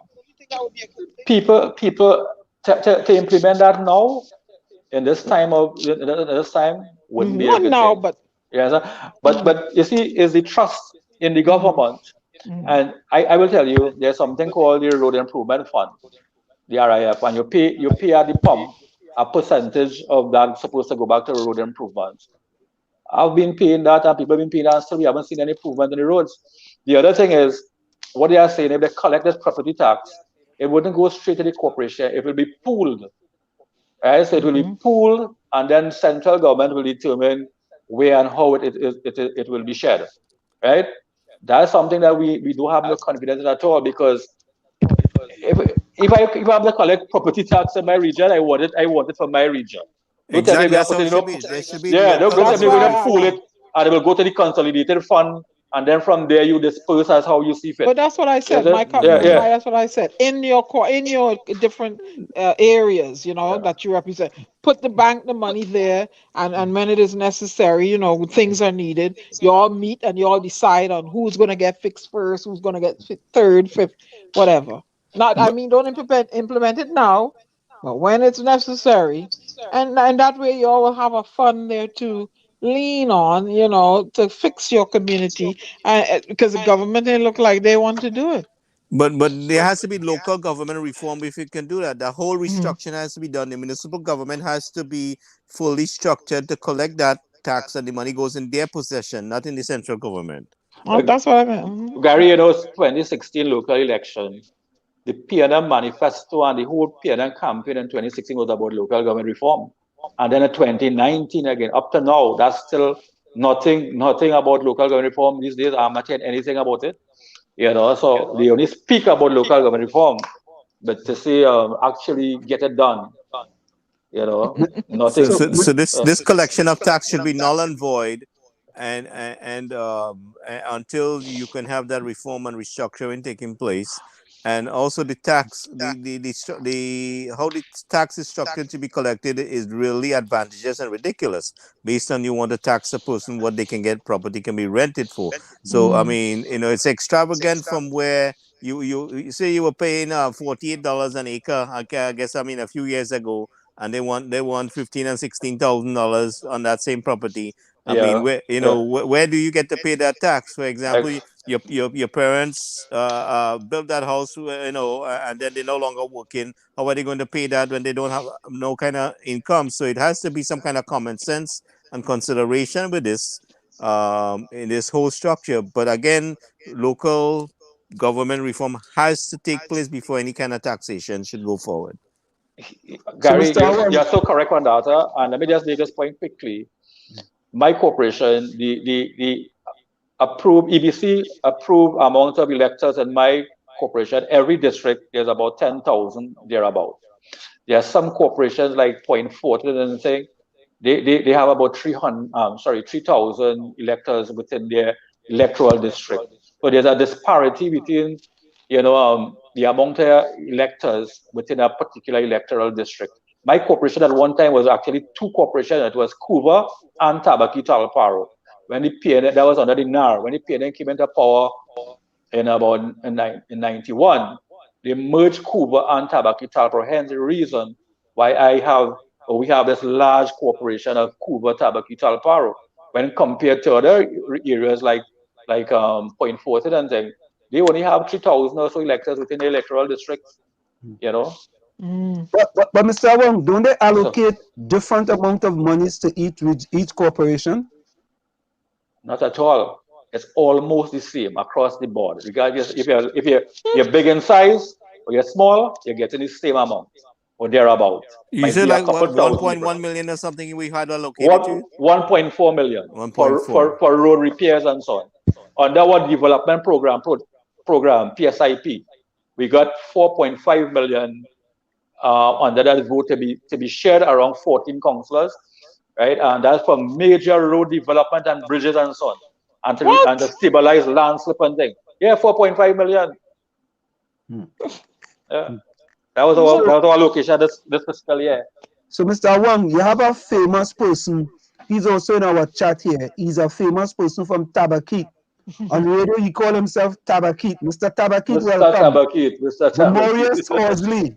Welcome to the village. So I see he saw you in the village and he run in the village now. He just run and go quick. He just run and then he'll go quick. He don't stay long at all. Mr. Tabaquite, welcome. You see, you have a man from a chairman of a regional corporation here. So you come in, so all right, and also Mr. Tabaquite is an award winner in Trinidad and Tobago. So he's a good man. Yes. Sometimes he doesn't know what side of the fence he's on. and he does go to the Waffle House kind of often. But other than that's my brother. That's my brother, man. Yeah. Humorous Horsley, that's my brother. Yeah, I'm a partner too, I'm a partner, man. Tabaquite welcome, of course. Yeah. So when is the next? You are council, right? When is the next election for that? Regional corporation is general election. This term of office for local government will come to an end in December month. December of 2022. Yeah, 2022, yes. Right. So now, do you have to go up for councillor, or does based on the party selects? You will file your nomination for your party, and the party will have a screening committee which will sit and determine whether or not you are selected to represent the party in the local election for any district you apply for. Oh, okay. Okay. Yeah. All right. Makes sense. Yeah. So I want to say, so Mr. Awong, here you are. We are saying that this is your first time on, let's say this is your first time on a radio station outside of Trinidad and Tobago. It is actually, I think. Yeah. Yeah. Here is the opportunity to send a message to the Prime Minister of Trinidad and Tobago, Dr. Keith Christopher Rowley. My message to the Prime Minister of Trinidad and Tobago is to make, to allocate better funding to regional corporations so that we can effectively do the work that we are elected to do, and to address the everyday needs of the people who live within the various municipalities. Right. Yes. Straight up. That makes sense. Yeah, straight to the point. Straight to the point. So we want to thank you so much, Mr. Awong, for joining us here in the Village of the Dark Triplets. Any closing words before you go? I just want to express my sincere thanks and gratitude to the team, Diana, and you guys, the Dark Triplets, for having me on, where I'm able to voice some of the issues and concerns that we would have in this country at the local government level. So thanks again for having me. I really appreciate it. And let Ryan know we will be inviting him to come in also. Very good. I'll tell Ryan to be on the lookout. Whenever you're doing something, you call us. We'll do a live to know what's going on. Let the world, the diaspora, and Trinidad and Tobago know what happened in Tabaquite. Okay, no problem. We'll do. Sure. All right. Thank you very much. Thank you so much. Welcome. Yeah. Present night. So, folks, there you have it. I go on kind of loaded. So there you have it. Of course, when you come into the village, we talk all kind of thing in the village here with the Dark Triplets on WCYE 95.9 FM. So Mr. Tabaquite coming here sneaking, I don't know if he was sneaking to come and go and talk to Aisha, wherever it is, but he was sneaking and sneak out, but you know that all of them send the spies, right? It's that what? All of them spies and you go along, get along, PNM gang. Yeah. They are Gaga spies, and it's Gaga spies that is called. Listen, you and I have nothing to hide. We are addressing the issues head on. But wait now, I want to address something real quick here. And let me say this. And I'm going to say this. I'm going to say one thing to Dominic Roman, because I hear, boy, the man devoted 45 minutes on our program to Wall Street. We gain huge, large, and monstrous. The devoting program is not Diana. If it's not Gary, it's me, Tommy Boy. I had to get them to start a devoting program to you to it. I good. The commissioner. You seem like you get another. What? They devoted our program to me too? But I was saying. Wait. No, they call me a UNC dog already. So I good. Yeah. So all I'm gonna say to Dominic Roman is this. A liar has no memory, right? And it seemed to me that part of the go along get along mantra is to lie as much as possible. And all I'm going to say to Dominic Roman, on one program, you indicated that the building on Duncan Street for the Laventel to Wall Street Empowerment Center was being renovated, and it was the wrong building. It was the building across the street. And all I'm going to do, I'm going to steal someone from another guy now. I'm going to just leave it there. But wait, but all the old talk, this one bad talking unknown, this one bad and bad talking the other one. What have they done to assist those people who were suffering up in the Beatum there under those conditions? What did they do? No, I went and do a live. I went and do a live one day. And that's it? And the rest of the day, she just passed through. So no supplies, nothing to help at all. No. Sure, I must give him. Hey, Anderson, I told you earlier any supplies down there? I sound like bacchanal and confusion. Hey, Mongs, welcome, boy. And Caris. So, So Diana, Tommy, and Gary. Gary. So listen to this, right? Today, the Queen of Talk, the chairwoman of the Gaga group, Gaga P&M gang, Lord. Aisha Wells, say she go and sue WCYE 95.9 FM because Anderson made some statement, right? And but me even worried. I'm not worried about it in truth, seriously. But I see in my mailbox a messenger, a fella who is soon to be an attorney, send me something. And this is what he said. He said, Aisha Kingsley Google seem to think they have a case against you regarding libelous and slanderous statements made by Anderson Wilson. This, the fellow write this thing, Partner, thank you so much. But I wasn't really worried. He said, I thought this might assist. I don't want to have premeditated opinion. However, my humble opinion is that they have no case against you or your radio station. Right? And the man itemized thing, boy. The man already doing work for free, boy. Already have free attorneys, free. But Aisha Wells, I wanted to spend them $10, I mean, Did you say you had 3 attorneys? Yeah, free. He sent this opinion already. Me didn't ask him. The man sent an opinion already, boy. The man do research already, So wait a minute. She wants to sue you based on somebody making a comment. No, what Anderson said today. She said Anderson slander her. Libelous and slander, boy. And well, deal with Anderson directly. Yeah. Running and give she a minimum wage lawyer. Right? She even get a big lawyer, got a minimum wage lawyer. But anyway, the fella said, what? And listen, and Anderson said, Aisha Welch. And the attorney asked her, is your name Aisha Welch? She said, well, no. People just call me last name Welch because they think I'm related to the gladiator who last name was Welch. It's a comedy of errors, right? So Aisha Welch want to sue me because Anderson Wilson said Aisha Welch. He wasn't talking about her. It's a real comedy of errors, boy. Oh God! And listen, Aisha is my friend, and she talking about, I want to get a little bit of US dollars. Aisha, the only thing you'll be doing is putting out US dollars. You'll be putting out US dollars. All right. So let me go on.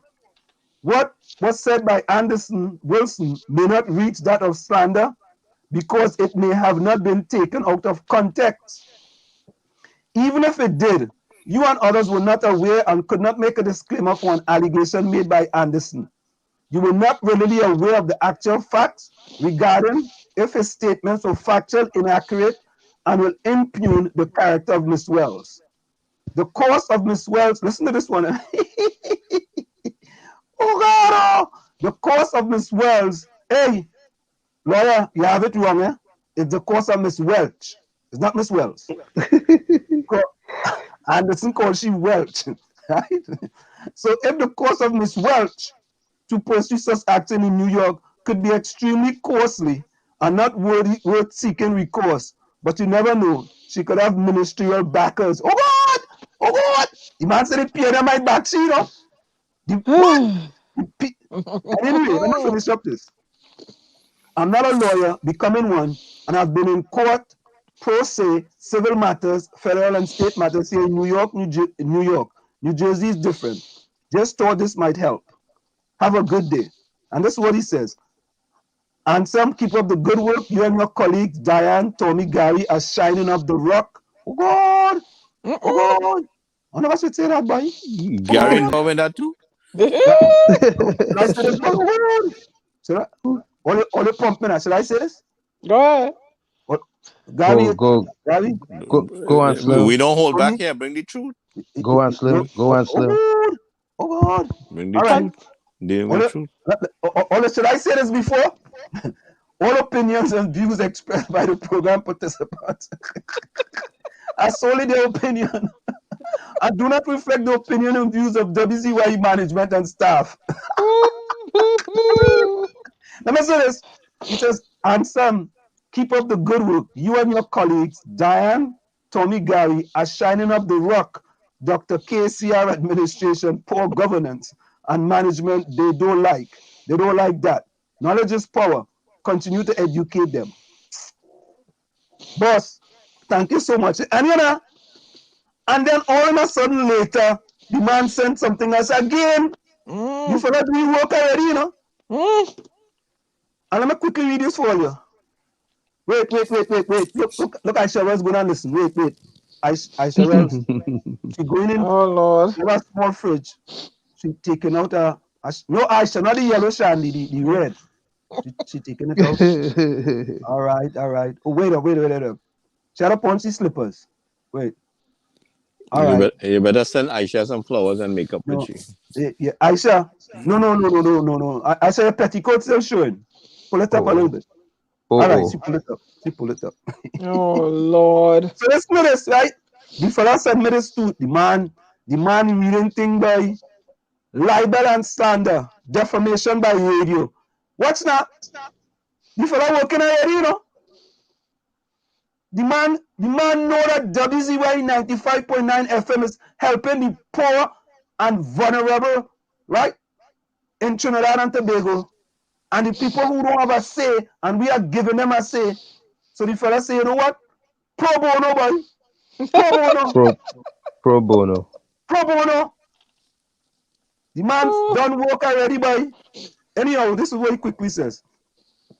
Defamation by radio. An entertainer made an extemporaneous defamatory remark by radio through the use of defendant's broadcasting facilities.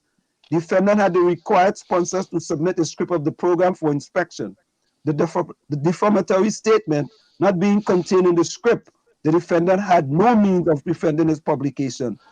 Held for defendant, defamation by radio is neither libel nor slander, but a separate tort, and two, a broadcasting company is not liable for defamatory remarks made over the facilities unless fault can be shown. Boy, I think I have time to study them. I want, listen, I shall respond, she us dollars of gratitude. That's all I go say.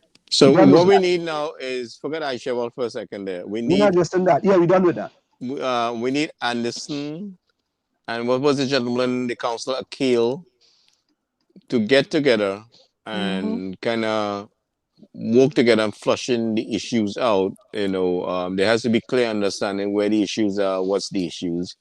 We could lend support to them if they are not getting the response that is necessary. Like he said, he called the CEO of WASA, he called TNTech, he called this one, he called that one. So he's making the calls, you know, and we just need them to work together and resolving the issues and meeting the needs of the people. You know, that's what I would like to see out there. So the council seems to be making a great effort, as far as I see, on that end. You know, above him, I mean, his abilities and resources are limited, just like everybody else. So you know, if he's not getting the response, then we jump in and try to get that for him. Well, we need Hines to be in there too. Hines needs to be in there. He needs to be in there every day. Go and find out how far the work is. What do the people need? Get them water. And set up the medical tent should be set up already. They should have been extracted from there, put somewhere with a cleaner air. All of that. That's what he's there for. Well, I will lend some support to Brother Hines in helping getting these things. You will support Brother Hines, and he don't care about people in the beef up. Well, listen, like I said, where he slacks up, we will make sure that and he's not answering my calls. Right. I'm calling him and not answering, man. Diana, somehow Akil didn't get you, right? Huh? So somebody was listening. How did you get Akil's number? Well, I called the Prime Minister's office first. Yeah. And I spoke to our friend, Gary, you know who. Maxine? And I told her, well, I don't know who you spoke to. I don't even tell me who you spoke to. Yeah, Gary's best friend. Yeah, I don't know who she spoke to. The one that thinks I'm obnoxious. And I tell her, Gary, your best friend, nothing wrong with that? I had lots of friends in the Prime Minister office. I don't want you ain't see obnoxious yet. Maxine is your best friend. Yeah. Okay, so you saying that you spoke to Maxine? Is that who you spoke to? Don't call her out. I don't know who it is, okay. but I had to let her know. You think I'm obnoxious? You ain't seen obnoxious yet. So Vonnie Roberts, you think Mr. Tabaquite should be a counselor? All they should do Mr. Tabaquite down in South. Somebody just thingy leg on Mr. Tabaquite jump across the pavement. Answer. Eh?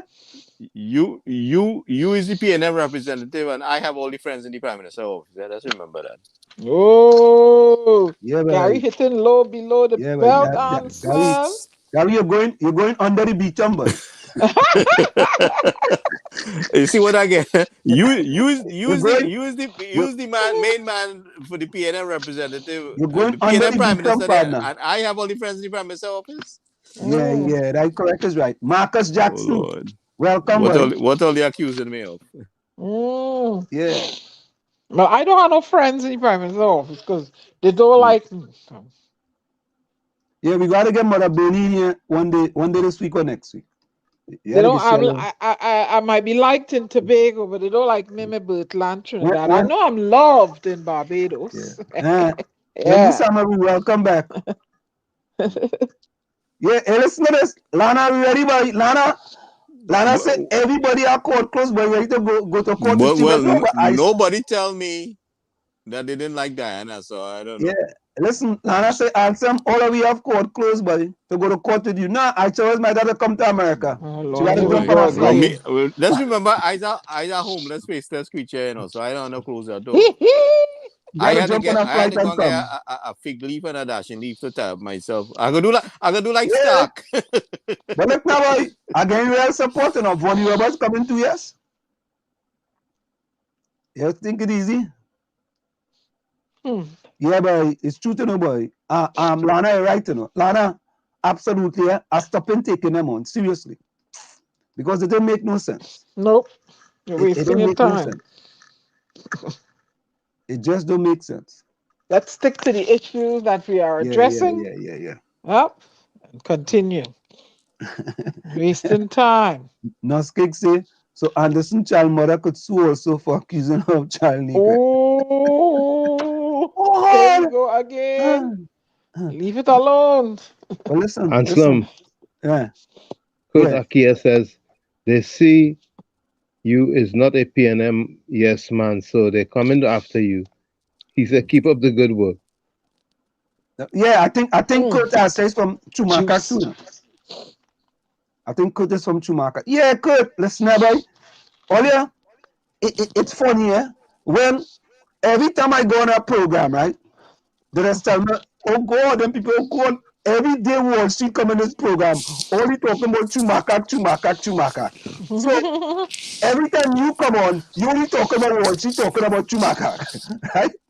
So all across Trinidad and Tobago, everybody knows where Chumaka is now. Most people in Trinidad and Tobago know about them abandoned buildings now. But today they know about the beat-em. And today they know about the beat-em even more than ever. And we're going to continue to highlight the beat-em. I didn't know about no Chumaka. I didn't even know where it was until, I said Chumaka. Yes, I put Chumaka on the map. And it's in a way to show the government how this government is treat people in communities like Chumaka, Clavantel. Right? Because we can't get no PNM activists to stand up for Chumaka, you know. Or they know that? Because if them stand up for Chumaka, the CPEP contract going, they might take back the HDC house, they might take back the URP contract, they might kick them off the board, and them things and them, I don't have to worry about that. Oh Lord. Right? And listen, and I heard Diana talk about she drinking CMOS and minding she business. I said what? You see me? Me drinking no CMOS, me drinking no water, right? And I'm minding PNM business. Well, I drinking punching and minding Trinidad and Tobago business. All right. No, that was not so one of them troubling me, or I know who. Fish. Yeah, Diana said that she drinking CMOS and minding she business.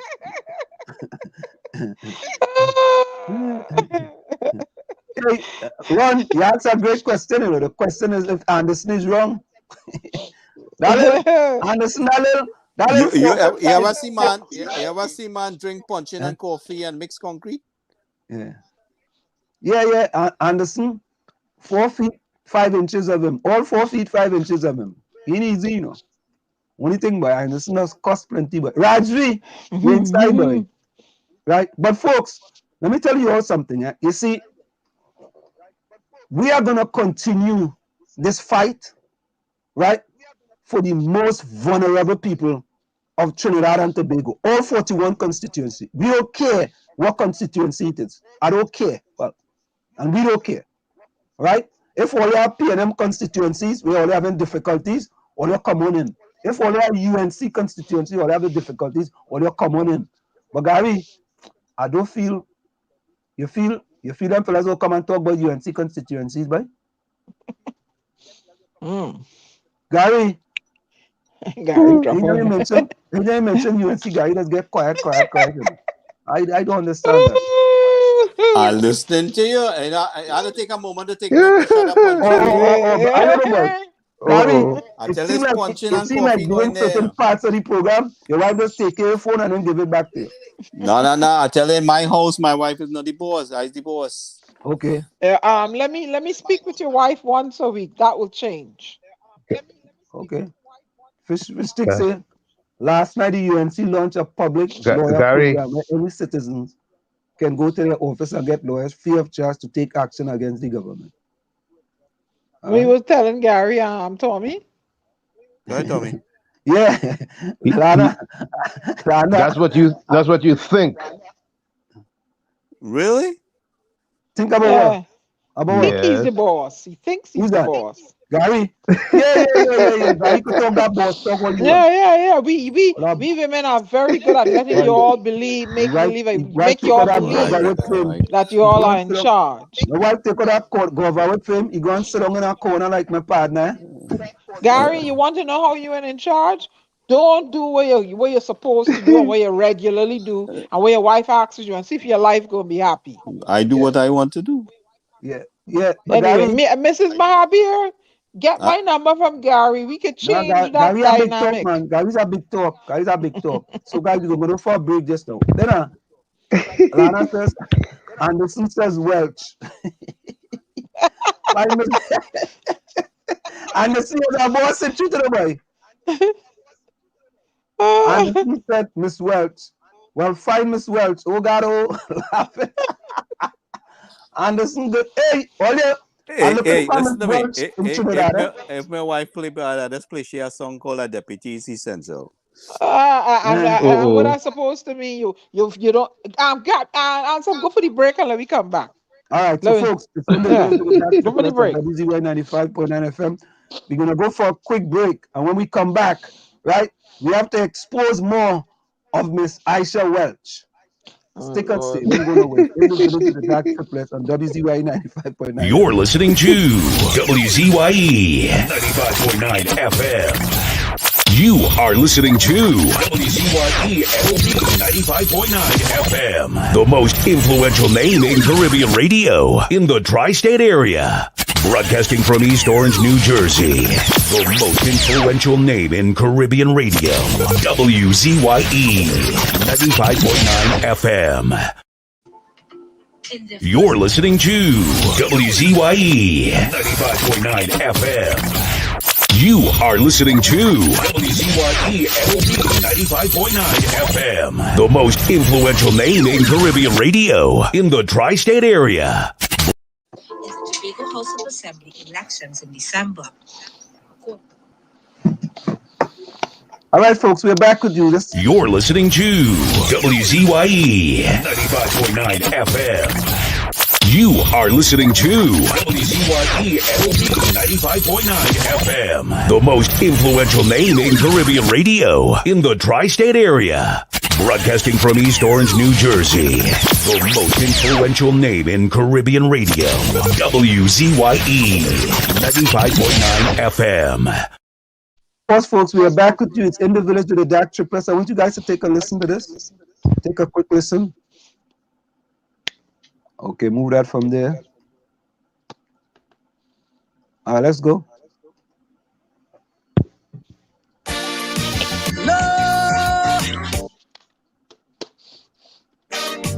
Light of my people.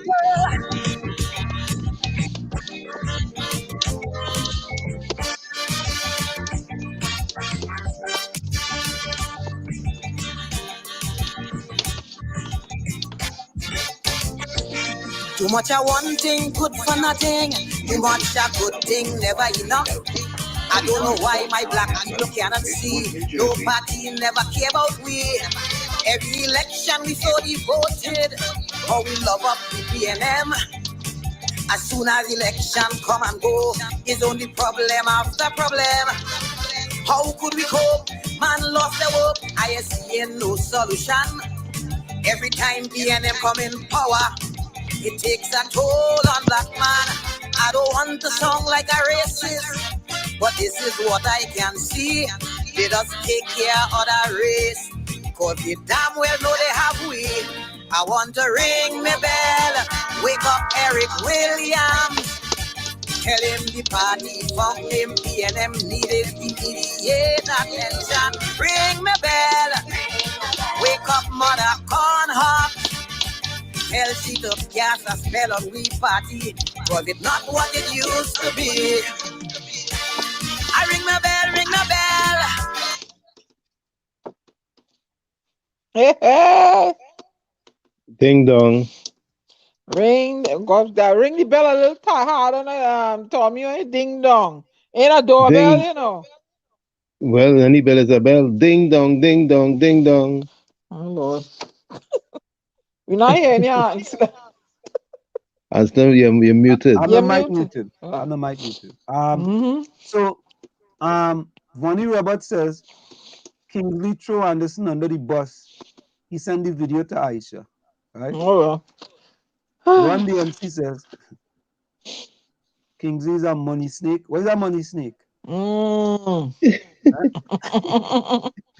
What's a money snake all you? I don't know. I have no idea. Okay.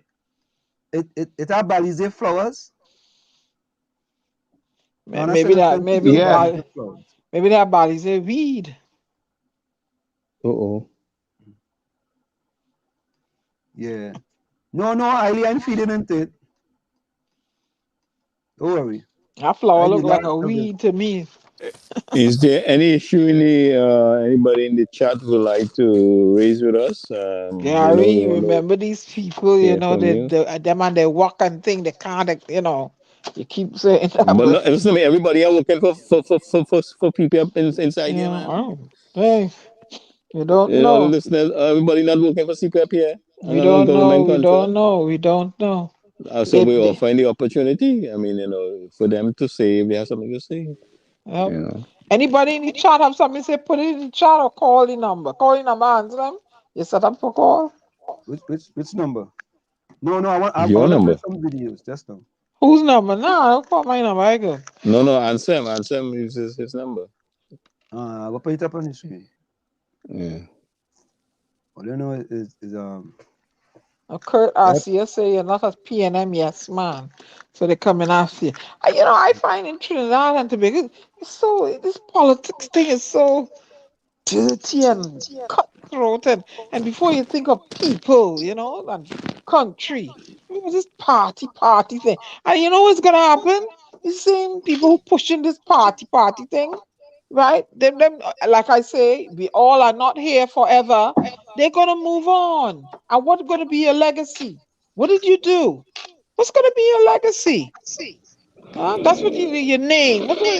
From the time they call a name, invoking him, you know what I mean? That's the legacy you want. You know, you were put there to serve people. Do right by the people. I don't know. But Diana, you see what the politics, Diana? It's politics of you give people CPAP contract, URP contract, you give them HDC houses, and they have to sing right till that party go out of power. They cannot talk anything to improve the country. You have to defend that party at all costs.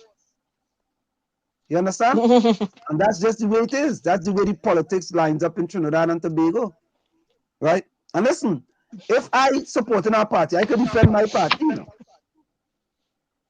Right? I could defend my party if I support in our party, but I want the party to know we want improvement as we go along. Right? We don't want to stay stagnant. We want to improve. Right? And the best thing you could do is have a people who want to improve the party as opposed to those who want to just keep the party status quo. And you see this nonsense? I didn't know it was so, you know, I grew up in Trinidad and Tobago, right?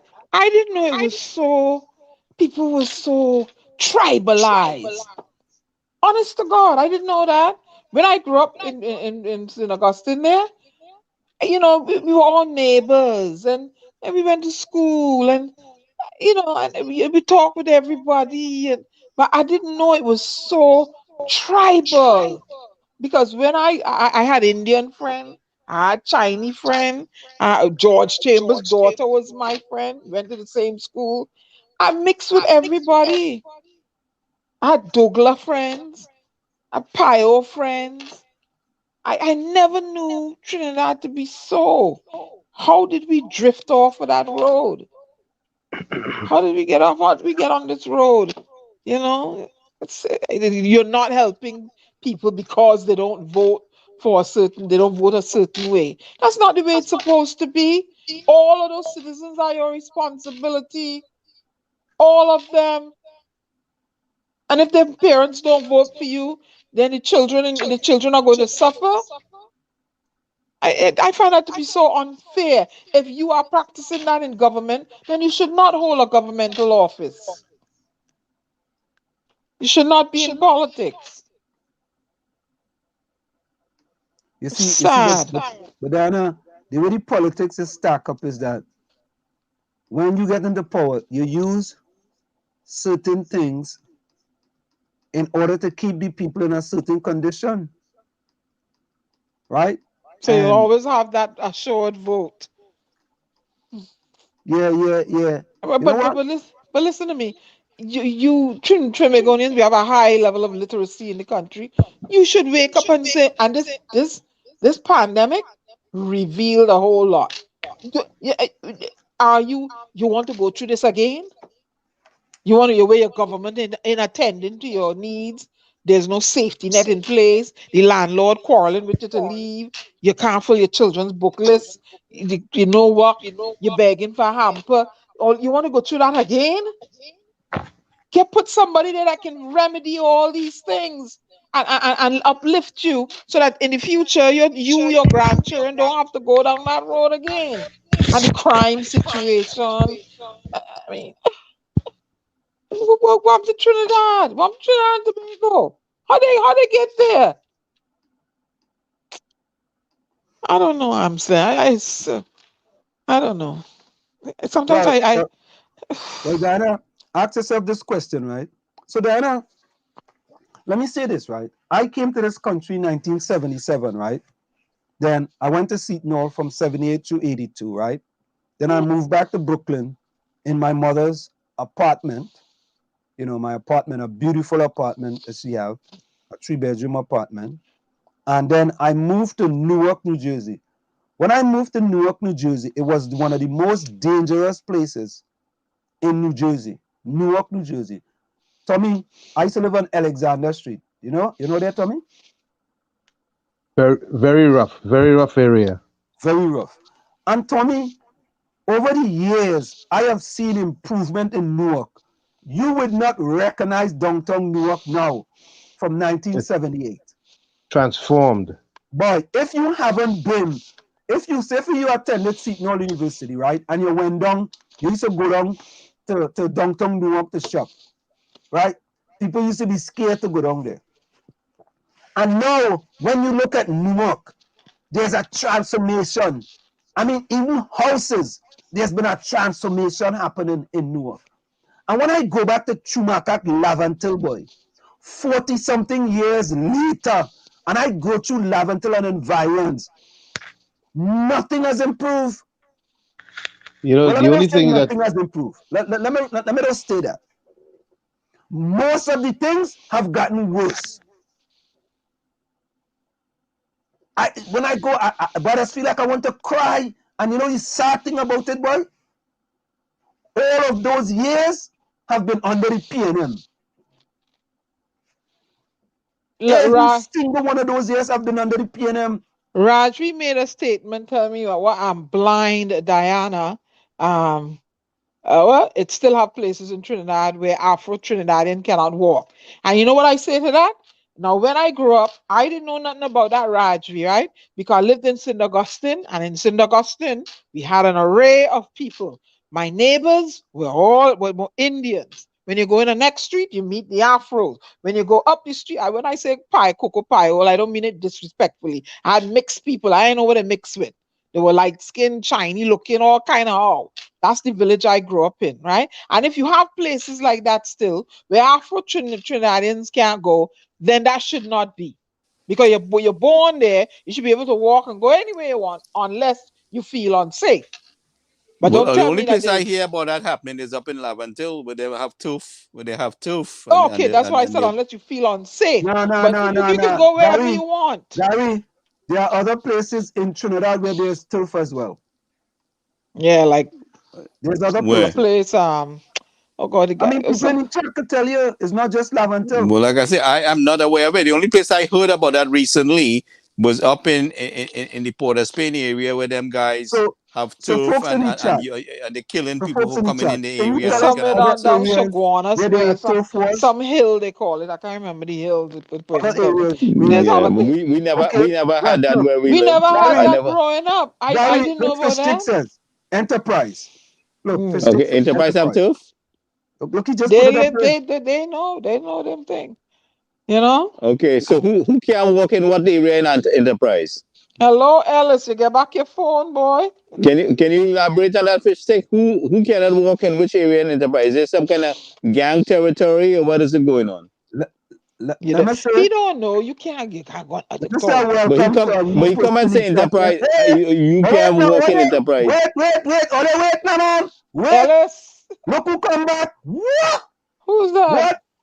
We partner Ellis come back, boy. Ellis. Yeah, I just said his wife give him back his phone. Ellis, boy, your wife take your computer away from you for a long time, boy. We see some greetings from somebody named Bushwoman. Yeah, Bushwoman. Najami's from Brooklyn. That's the Bushwoman. Yeah. A very. Let me be careful. Is that the person we had on the show one time telling us about no medicine? No, Bushwoman is a kind of a herbalist. She's from Brooklyn. Okay, well, we had somebody on the show one time from New York there who had gotten COVID and used we don't talk about anything on the show. Thing. It's a bush medicine. All right. No, Bushwoman is from Brooklyn, New York. Bushwoman, welcome to Indie Village. Always say hello to Bushwoman. Hello, now I don't know what you mean by Bushwoman because and Slim. Why are you going there? But no, I don't know. She could explain to me what she mean by Bushwoman. But all welcome. In Trinidad, they say some people from the bush, right? No, I don't think that's what she mean though. Yeah, unless she's trying to tell us she's a she says she's a personal development awareness life coach. Yeah, yay! I like that. I want to say welcome to Ellis again. Ellis back by. Ellis' wife had him in virtual jail. Kurt Asia from Chumakak. You see what Kurt said? They vex when you talking about Chumakak, but nothing has been done. What you see? I do just they don't think I just make it up. I just try to tell them, and all in each other just try to tell them. All them must listen to my quotes and them. A liar has no memory. And you see, when them PNM people go along get along right? The Gaga, they just can't remember nothing. So they easy to figure out. Easy. They just make it too easy, man. Too easy. Come on. Look what I noticed here. I got a clip on the Instagram, is it? One of them. The front page of The Guardian, right? Guyanese detained. Now, pray tell me, you want to I mean, barring if the person has, committed any immigration, any health ordinance, I don't know, right? What is the backdrop story? I don't know. But all I see is on the front page of the Guardian, are you trying to get tourists to come back? Guyanese detained, big and bold. It doesn't send a good message. It doesn't sound good. Why not have to make, like, what did you, something to do? What did you do? Like, you had I saw it and I was like, whoa. On the front page. Oh, you're good, yes? But Diana, Diana, if the lady did something, I hear you, Gary. That's what I said. That's what I said. But we don't know. We don't know. You're trying to bring tourism back. Those are not messages to be putting on the front page of any paper. But if the woman committed a serious crime, I mean, you cannot control that. You cannot control that, whether it's Guyanese or whatever. Gary, I don't care. It does not send a good message, huh? It doesn't. No, what should take place there is the Caribbean people should have a better way of working on behalf of each other it does not send a good message in their country. Hello, you're on WCYE 95.9 FM. Hello? Yes, you're on WCYE 95.9 FM. Oh, sorry. Okay. Hey, you have an admirer, boy, and you back out. Hey, listen to this now. Hey, people in this chat ain't easy, They're calling Bushwoman. Oh, Bushwoman. Trinidadians. What? Oh boy, that was. They want to know if she related to Mother Corn Hawks. Who's that? That's how we just go in the village. Yeah? Don't worry with them fellas over there. Right? Yes, look, Bushwoman answer all you. Bushwoman say, we are all from the bush. My platform is about bringing women and to co-create healthier communities so we can thrive by first reducing our dysfunctional relationships, starting with self. Honestly, the kind of people that bring in the village. What? Bushwoman, you hear that, Gary? Honestly, you hear that, Gary? Listen, let the woman talk. So why you sound so down tonight, Gary? Somebody vex you? Or? No, because your wife phone 5 times already. No, I just kind of a little tired, but I know you're saying song you usually perk yourself. I thought somebody get to you. No. Current still cutting. There's still cut current in Trinidad. Honestly, one already say thanks for the info, Bushwoman. Bushwoman, when you come in, we were here to share some knowledge. You understand? We have plenty of people in the village that share knowledge. When you come in the village, we want to make sure people leave with a little bit of brain food. You know what I mean? Hey, Rajvi, welcome, boy. Where been? Yeah, you can follow. And Gary, I'm reading from the Post, right? The Guardian, right? It says here, in transit, according to the Guardian, not WCYE, in transit, woman remanded by immigration despite waiver, threatened with deportation over the one jab shot, remains in custody pending second C test. I mean, we had to lock up the woman for. That don't send a good message. That's the three things. Okay, the three things. We're locking she up for. So basically, what that is saying, she was vaccinated or not? Over it seems that shot. she had based on what Diana said, maybe she had one shot of the vaccine. Don't call the V word. You call it too often, the bot is gonna show up. Silly juice. Trust me. And it requires two. And so she was contained. But if she had J&J's one. Hold a minute, guys. Hello, caller. You're on WCYE 95.9 FM. Look in the chat, Gary. You'll see a bot show up every time you use the word 3 times. I've been tracking it and deleting it. Hold a minute, Diana. Oh, Bushwoman, how are you doing? Can't hear. You not hearing her? Nope. We're not hearing her.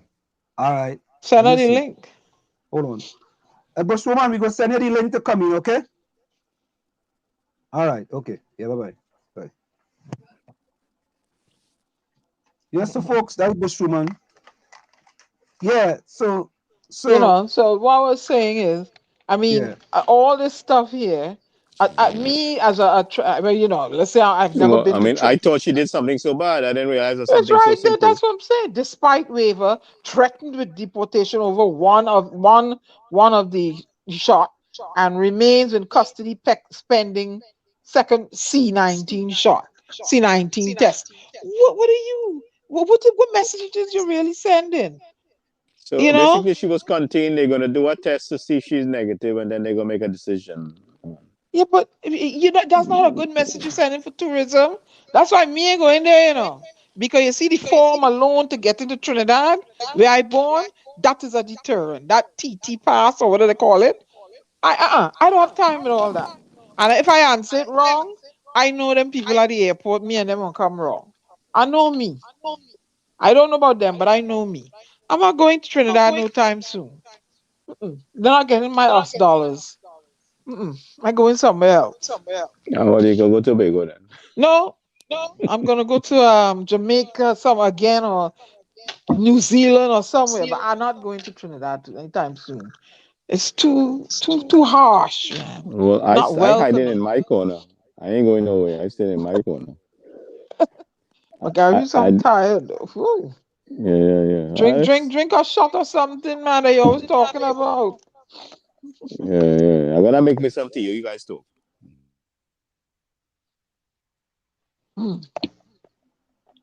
So, Anselm, what's going on? You ain't got no videos to show? I said, what about the video? No. I'm getting that right now. What about the video with Ulrich and the Dalmatian he's selling? No. The police come back and take that video. Oh, and he's selling the Dalmatian at a reduced price because it's a plain one. They take back all the dog. You know that? Oh. Huh? Hold on. So we have here. Let's go to this video here. We have this video here from. This is the one with CPEP, folks. So we're gonna know exactly what happened with CPEP. Some people say there's 60,000 workers going home. Oh God. The minister in the parliamentary. The CPAP company will not be reducing 2/3 of its workforce. Rural Development and Local Government Minister Kazim Hussein made the announcement during his response to an urgent question at the sitting of the Senate. Recently, Madam President, 3 contractors, teams comprising of 30 workers each, were reduced to 10. These 3 teams, Madam President, does not include the whole of CPEP. This, Madam President, resulted in 60 employees being temporarily displaced. We expect, as this happens within CPEP from time to time, all 60 workers will be reintegrated into the program. The workers from the eastern area of Trinidad will be redeployed within the program. Following an assessment, it was decided to redeploy workers to achieve equity across the environmental work areas. As stated before, this is a temporary displacement. Workers will be reintegrated into the program. It's temporary. But listen. All you think about this now, man.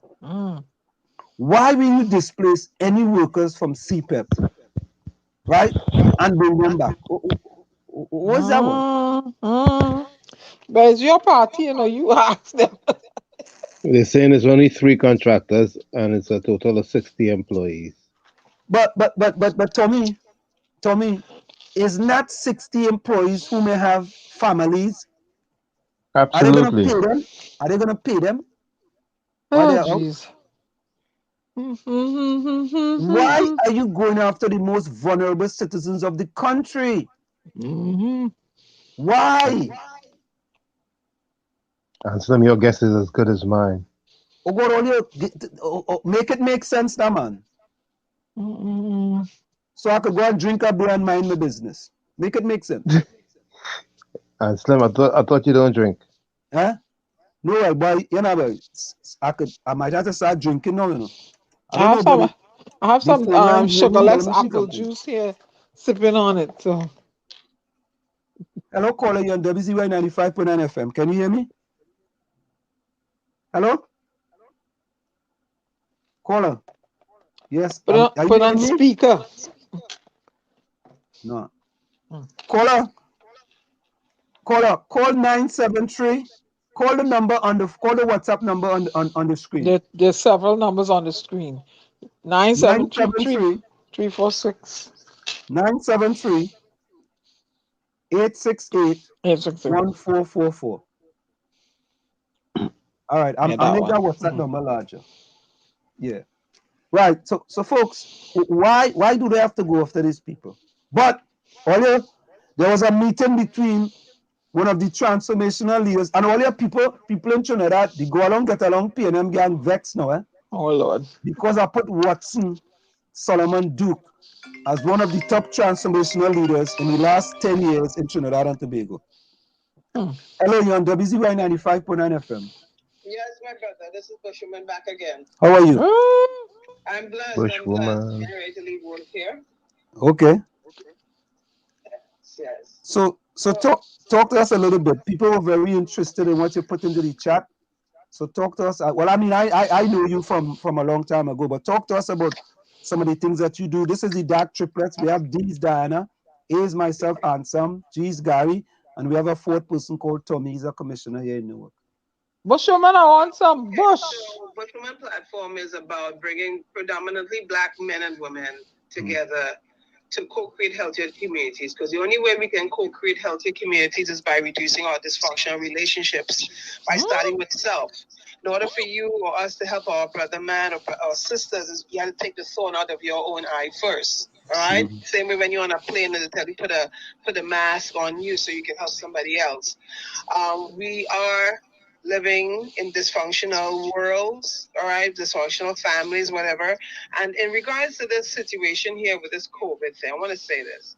People are no longer tapping into their inner bushwoman and bushman. When I say I'm talking about tapping into your goddess within. That intuition, that vibe, that guidance that tells you, listen, I know if I take this jab, okay, if I do it because I have to do it to save my family or whatever, okay, I hear that. But then behind that, go and take some bush medicine to detoxify your body. All right? I took it once, but I had no intention of taking it again. And I researched, or someone sent me a bunch of list of herbs and stuff to detoxify my body. Go down the road of making any kind of they'll put us in jail. So what happens is YouTubers will block us if we make any type of recommendation. I'm just saying that we grew up with bush. All of us from back home, at least the older heads, we knew what they would say, go in the yard and pick bush to make tea. We are straying away from our natural holistic practices. And we are giving into this invisible boogeyman under the bed when there's no boogeyman under the glass bed. If we're able to, I don't believe that people should be forced to take any vaccine. Because as far as human rights are concerned, say jab. Tell us to say jab. With the jab. I mean, this new name, Coran or whatever, it sounds like a transformer anyway. It's like you take this stuff, you go transform into something else. But I'm just saying that people use your inner wisdom and guidance on what to do. And plus, too, if in Trinidad and Tobago, and matter of fact, a lot of countries throughout the world, a lot of employees walked out of companies and they had to rehire everyone back. All right? If people walk, like in Martinique, a lot of the doctors and nurses walked out. And they had no other choice than to rehire them back, because what you're going to do, we all know that we are living on a plantation. This is America was built on a plantation mentality. In fact, all the Caribbean islands and all the whole world, but they need the workers. And if the workers and them all decide to stand together and take a stand and say, listen, if you are going to fire this one and fire that, then we all going to take a protest and walk out. I better have to hire everybody back, because a company can't just run by itself. You need the workers. And there's some workers who need that specially skilled trained. Listen to us and tell a friend to tell a friend. I shall, most definitely. Thank you. I'll share it. All right. Bye-bye. Good night, Bushwoman. A brand new listener here in the village of the WCYE 95.9 FM. So I was saying, I was saying that in their first meeting since Fali Augustine became Chief Secretary of the Tobago House of Assembly, he and Prime Minister Dr. Keith Rowley laughed a lot during our conversations. It up already. One of the other transformational leaders met another leader there in Tobago. So let's take a listen. In their first meeting since Fali Augustine became Chief Secretary of the Tobago House of Assembly, he and Prime Minister Dr. Keith Rowley laughed a lot during our conversations. It helped to break the ice after Augustine's PDP defeated the PNM 14-1 in the Tobago House of Assembly elections in December. According to Augustine, it was also a welcome start to their professional relationship, where meetings are required by law on a regular basis. You could vehemently oppose someone's political philosophies and still find a way to be cordial with that person. To keep their relationship that way, Augustine remained tight-lipped on most of their discussions behind the walls of the Prime Minister's official Tobago residence.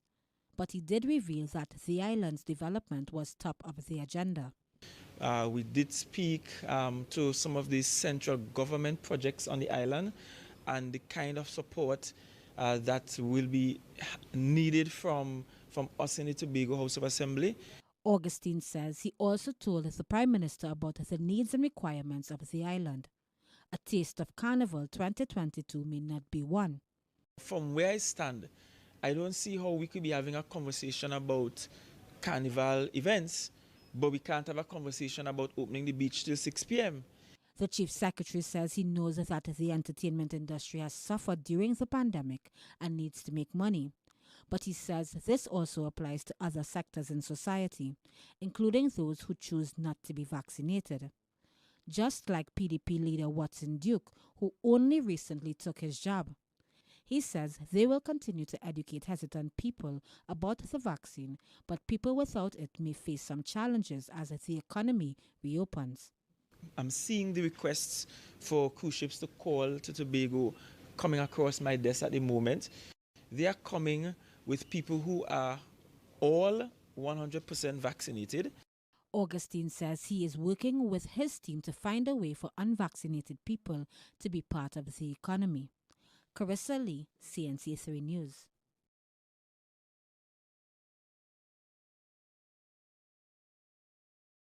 Met with another leader. Huh? Hello? Yeah, we. Yes. Hello, you are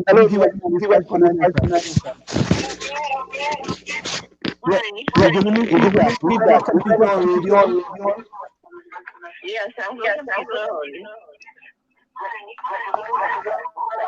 Can you take off your computer or your radio? I'm hearing feedback. Okay. Hold a minute, guys. This is a call from Canada. All right, it's off. Oh, there we go. So you're calling us from where? From Toronto. Toronto. In the house. Yes, Scarborough in Toronto. How is the weather? Oh, it's really cold tonight. It's minus 30 tonight. Minus what? Minus 30 degrees. Wait. Minus 30? Minus 30 Celsius. Wait. Celsius. Oh, God. Nah. I call this weather minus to Jesus. If it gets any colder, you'll be seeing Jesus just now. So what made you try to get into WCYE 95.9 FM? I wanted to make a comment about the tourism because Diana was talking about the problem with tourism in Trinidad and Tobago, and I said many Trinidadians don't really care about tourism enough in Trinidad. Mm-hmm. It's an underdeveloped industry. Mm-hmm. People don't get enough money from the government to develop tourism adequately. Mm-hmm. So it's a problem with getting enough funds from the government. I was listening to Mr. Awong talk about problems in his community with ideas he has that he would like to develop tourist sites in his constituency. but he's not getting enough money from the government to develop those sites. What constituency is that? What constituency is that? Tabaquite. In Talparo and so on. Oh, Talparo. Okay. Yes. He's not getting enough money to develop the tourist sites in his area. And there's a problem throughout Trinidad, I think, because people in the rural areas have ideas for tourist development sites, but only some areas of Trinidad get the money to develop these sites. Like they have money, they gave money to Libya to develop the area a little bit, to put washrooms and I think they have a lifeguard station there now as well. But there are other areas of Trinidad that could be developed as well, and the government is not very proactive at allowing these sites to be developed properly. And if that were to change, the people in Trinidad would change and be more positive towards tourists in the country, because I don't think we're very positive in our attitude towards tourists in the country. We kind of tolerate them around carnival time, but we don't relate to them as other Caribbean people do in their islands. So it's really the onus is up. The onus is on the government to open up their pocketbooks a little bit and develop the country a little more. And this will change the attitude of the people and bring in much needed foreign currency into the island. Correct. Yes. So what's your name? Wendy Samu. Oh, it's Wendy. Wendy. Nice to hear from you, Wendy. Thank you so much for calling. That's my sock sister. Okay, take care. Bye-bye. Yeah, boy, Diana, your sock sister call. Right? But Ansem, she's so right. Look, here, let me come on camera when I say these things, right? Because, sometimes there's no me to rant and rave and fight for them, right? So I'm going to present, who's the Minister of Tourism? You can remind me again, because kind of long. Randall Mitchell. Tourism? Randall Mitchell. Okay, good. Oh, that's the one that is called Mr. Strips. All right, so let me go. You have all these, when you go to Jamaica, right? As rural as the location is, you have transportation to get there, guided tours to get you there, and Jamaica always on the TV. Yeah? Now in Trinidad and Tobago, we have all these rural, fantabulous, splendiferous sites. I've never seen the Pitch Lake. Right? Good. Why can't we? And now you're talking about digitalizing Trinidad, right? The Honorable Prime Minister said. Why can't you, within the constituents, there's something called train travel agents at home.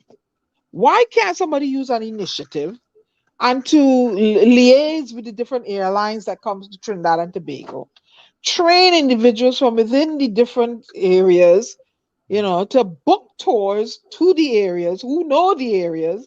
You create employment for people, right? You put Trinidad and Tobago, there's a lot of people want to see the Pitch Lake, where the picture, they drive the car, and all these, other areas. The guided tours. If you have to have security on the tours, you explain. I've been on a tour where there was a security on the bus.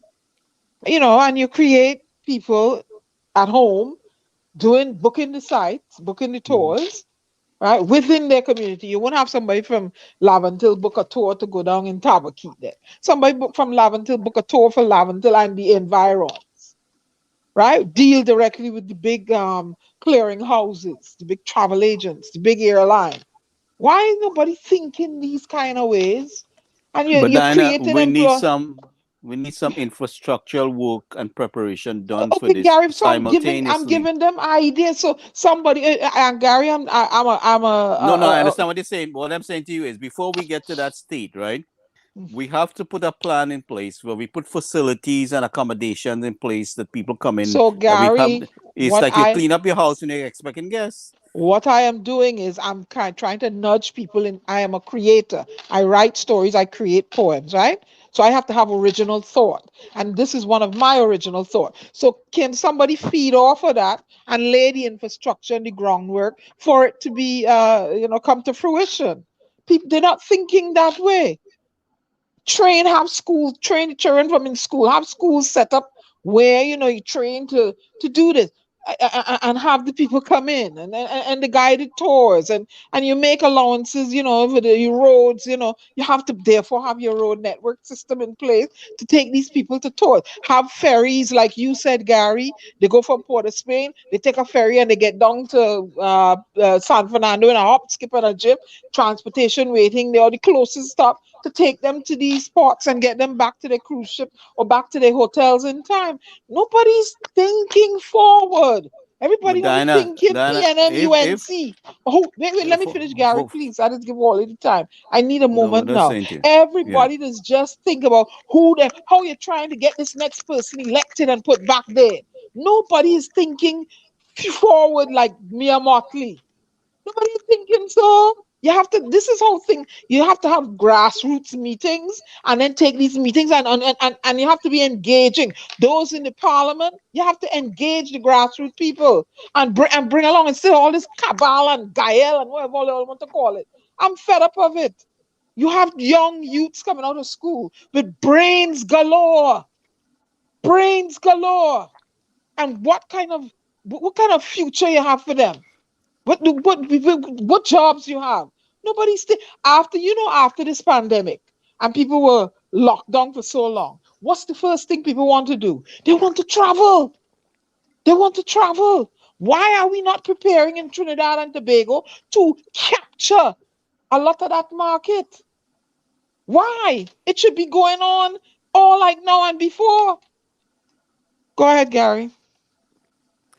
If Dr. Rowley, when elected, had come back and give us an A, we would have had all of this up and running, right? If Mrs. Bisesa did the same thing, we would have had things in motion. This is the number one issue that we are facing, and we cannot seem to get these things across the board, in that we outside here, we were told how important our impact was and our views. I'm getting an echo feedback. Go ahead. Yeah, so in order to get this off the ground, there has to be communication, it has to be understanding. With them putting up a wall there, it is very difficult to succeed in accomplishing anything, because we seem to be repeating the same thing over and over and over, and nothing is getting done. It's all said a big talk. They go in the parliament to make us said a big talk, and all this money was allocated for this, and they bash the other side, and said a galavant and cross talk, and nothing getting done. We have to find the kind of leadership and communication where you engage the population and get the understanding towards the people that this is in your best interest. This is in your best interest to participate here. We engage. You're investing in yourself. So we're working with the people in Tabaquite. Obviously, if you notice, the people who's interested and spinning their wheels to get things done and not getting the support. Nope. Right? They're not getting support across the country. No matter what part of the country, anybody that's over interested and spinning their wheels to get anything done is getting cut up. Now, up to now, you notice there has been several complaints that the Minister of Works does not respond. The Ministry of this does not respond. The Ministry of Social Development does not respond. And each person that comes here tells us this is happening. Now, with the two guys in the beatum there now, I made an offer to them before I met the other guy today, Anderson, that I will take the issues forward to the PM office to make sure that the Prime Minister has all the information necessary so that it's fully understood if they're not being heard. So we flushed the issues here. but we have to get this communication fixed. And fortunately, the amount of pressure we put in on this side, we seem to be making some waves, and we will be able to flush out the issues. Well, and that is why I made my suggestion, because the entrepreneurship is possible in the tourism sector. People can work from their homes, I've done it. Work from their homes, book tours. You know the area, we're better than somebody from another area. And enhance the police presence, you know, and let them know. And when you go to Jamaica, the police is there. And so the hot spots. So we need somebody to grab the bull by the horn, which is most likely has to be the Prime Minister. Right? Well, if he ain't doing his work, then give somebody else the work. Well, I'm going to feed the information necessary, what I see here happening out here, and let them make the decision. But what I'm saying to you is, the only one person who has the authority to pull all the various ministries together and have a discussion is the Prime Minister, right? So the necessary information where the issues are is going to be submitted. I'm going to make sure on my part, that information is submitted. Yeah, there's a lot of opportunities for in the tourism sector, because I've never been there. Yeah, you know, and like I say, if you know it's a hot spot, then you have police presence. When you go to Jamaica, you do have police presence. They know the hot spots, and they'll calm down. Now, I believe if people are making money and they have an honest way to make a dollar, it will sort of deter them from going to crime. You understand? You can go. The white women can go to Jamaica and get their hair braided, and all that kind of stuff. No, there's a lot of work for a lot of young ladies in the area, in all these areas. And you set up things on the beaches and you sell the wraps and stuff. What is wrong with investing in a ferry system to get them from Port of Spain to another point? They can see the island. I mean, I'm not hearing none of this. All I'm hearing is who to lock out, who to lock down, who to charge for a mask, who to detain. That's all I'm hearing. I'm not hearing nothing progressive. Nobody don't want to talk to we, because we don't know nothing. We knows nothing, right? We chop it. Nobody wants to engage us in our ideas, right? And I said, well, let me hear what they're saying. Have a sit down with us. Come on to the program and take ideas from us, Dr. Rowley. We are interested in developing our homeland and leaving it better for those that are coming behind us. The only one authority is the Prime Minister to pull everybody, all resources together, right?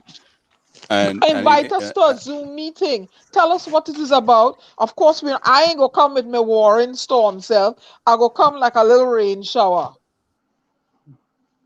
raining knowledge on you all. There's a whole lot of things I see can be developed in Trinidad and Tobago. A whole lot of things. The distressing time, and we all need to pitch in and help the country. But there has to be communication, and this is what I'm trying to fix the misunderstanding, fix the miscommunication, and this is not a time to play who better than who. We all have to work together. So Hailey says, Jobs is fighting in the streets, PNM, UNC, PNM, UNC.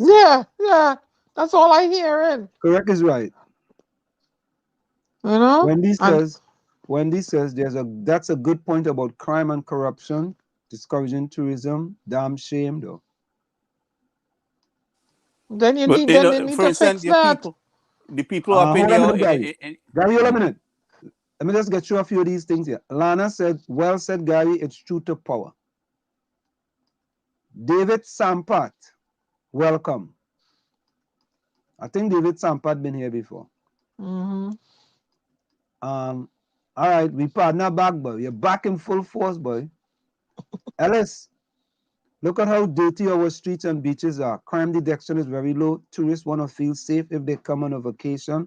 Over the years, we only paid attention to oil and gas. Yeah. Correct is right. And for years, we've been preaching about that, you know, about investing in tourism, investing in the agriculture. There's been a lot of screams across the board, you know, and across the floor that, you can't eat oil and gas. You know, and from the agricultural side, and there's been, a lot of ignorance, I would say, in the whole matter, and we lack the understanding that one thing compensates the other, and we must all collaborate with each other in the best interest of the country. But Gary, Diana, and Tommy, Mongs, What going on, boy? Mom said, Diana, and he talked to Diana. He said, Diana, I went to Cuba and he put his head in a trained dolphin mouth at a tourist attraction. Mom, something wrong with you, brother? No, the dolphin, no, he's up there. They're very calm. You're right. Something had to be wrong with monks. He went to Cuba. He went all the way to a Spanish-speaking Caribbean island, and he put his mouth in a what is that, dolphin? Yeah. Supposing somebody to tell the dolphin bite in Spanish. Monks, boy, monks, I feel you might have scared that dolphin, boy. You know? All right, but partner, boy. All right. Ask I hear somebody say keep a dog from his tongue and you're trying to sell it. And he says a Dalmatian on sale because they have no stripes. All right, come to tongue and pick up a stray Dalmatian. And they have no spots. That's a Dalmatian with no spots. He said on sale. All right, Colin. Hey, look, we partner Rowley now come, boy. Rowley. All of that Rowley from Canada. That's what the man called himself, eh? That's the next RMC, boy. Lana said a couple years ago, I did a carnival show on my West Indian TV in America. Lana is a celebrity long time. What? What? You know Johnny come lately? Okay, Kurt Arcia say good luck to get them together. What are we talking about, boy? Kurt, what are you talking about? All the relevant parties in Trinidad and Tobago. You know? Nobody. Hey, not scared, don't believe that, but the country not bankrupt, eh? The country in bankrupt. Nobody's thinking innovatively, strategically, forwardly. Nothing. Everybody's just. I don't know. Gary, Gary, go on again. He making a cup of tea. Go ahead. Gary, your partner got exposed with FULs, boy. What? They say the man give out. Listen to this, sir. They say in the last, before Gary Griffith come in about 9 years, they give out about 3,000 FULs. Gary Griffith come in, and they give out about between 6,000 to 7,000 FULs, Gary. 6,000 to 7,000 less than 3 years. Yeah, but why they don't talk about how many guns the criminals have? They're beating up the commissioner for giving out legal guns to citizens Gary, trying to defend you agree with a themselves. man giving out triple times gun license? I don't think he gave out enough. You agree with that? I don't think he gave out enough because before him, much people didn't have the means to defend themselves. Kidnapping, they're walking bold-facedly into your business, all right? Taking your money. They could rape your family if they want to, right? So I would not beat up. Why we beating up on the commissioner? How much guns he give out? You're good, but you're not easy, but the man makes such poor excuse for why he give them out, eh? What was the excuses? But then also, just remember, did you see the letter from the judge that he was not part of the investigation? They was not investigating him? The judge specified that? The report come out. All right, let me go to the news story. Hold on, let me go to the news story, guy. So again, we're going to the story. Hold on. Yeah, but go ahead. Hold on. But what I'm saying again, the thing about this is that you're not recognizing it was the pressure that the citizens on the ground was under for the last couple of years, right? They couldn't legally. Some of the people wanted 50,000 bribes to get a legal gun license. It was big racket in the TTPS. And the commissioner come forward and confirm these things. These are the issues we were having. So again, people who having business was getting brutalized by criminals. I listen up. Gary, here's the report on CNC3, right? The headline reads, Gary Griffith calls it alarming that Stanley John report was presented to the National Security Council. Gary, you see when Gary Griffith go to the bathroom and he sit down there? When he levels something, it's only perfume and flowers selling it. Says because them spinning this thing to suit their own fancy and working against a commissioner who was standing up with law-abiding citizens. All right. But Gary, on them, what's the guy's name? This new one. They said that they suspended a number of policemen the other day. Well, he had 30 persons. I see he talking about suspended.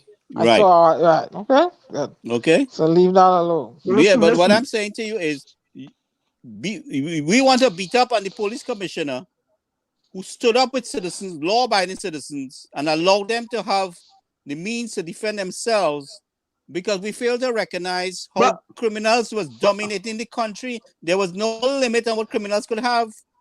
But Gary, listen to this, sir. Listen to this, right? Gary Griffith sent me a private message on Messenger. A private messenger. And this is what he says. Do you read before exposing your ignorance?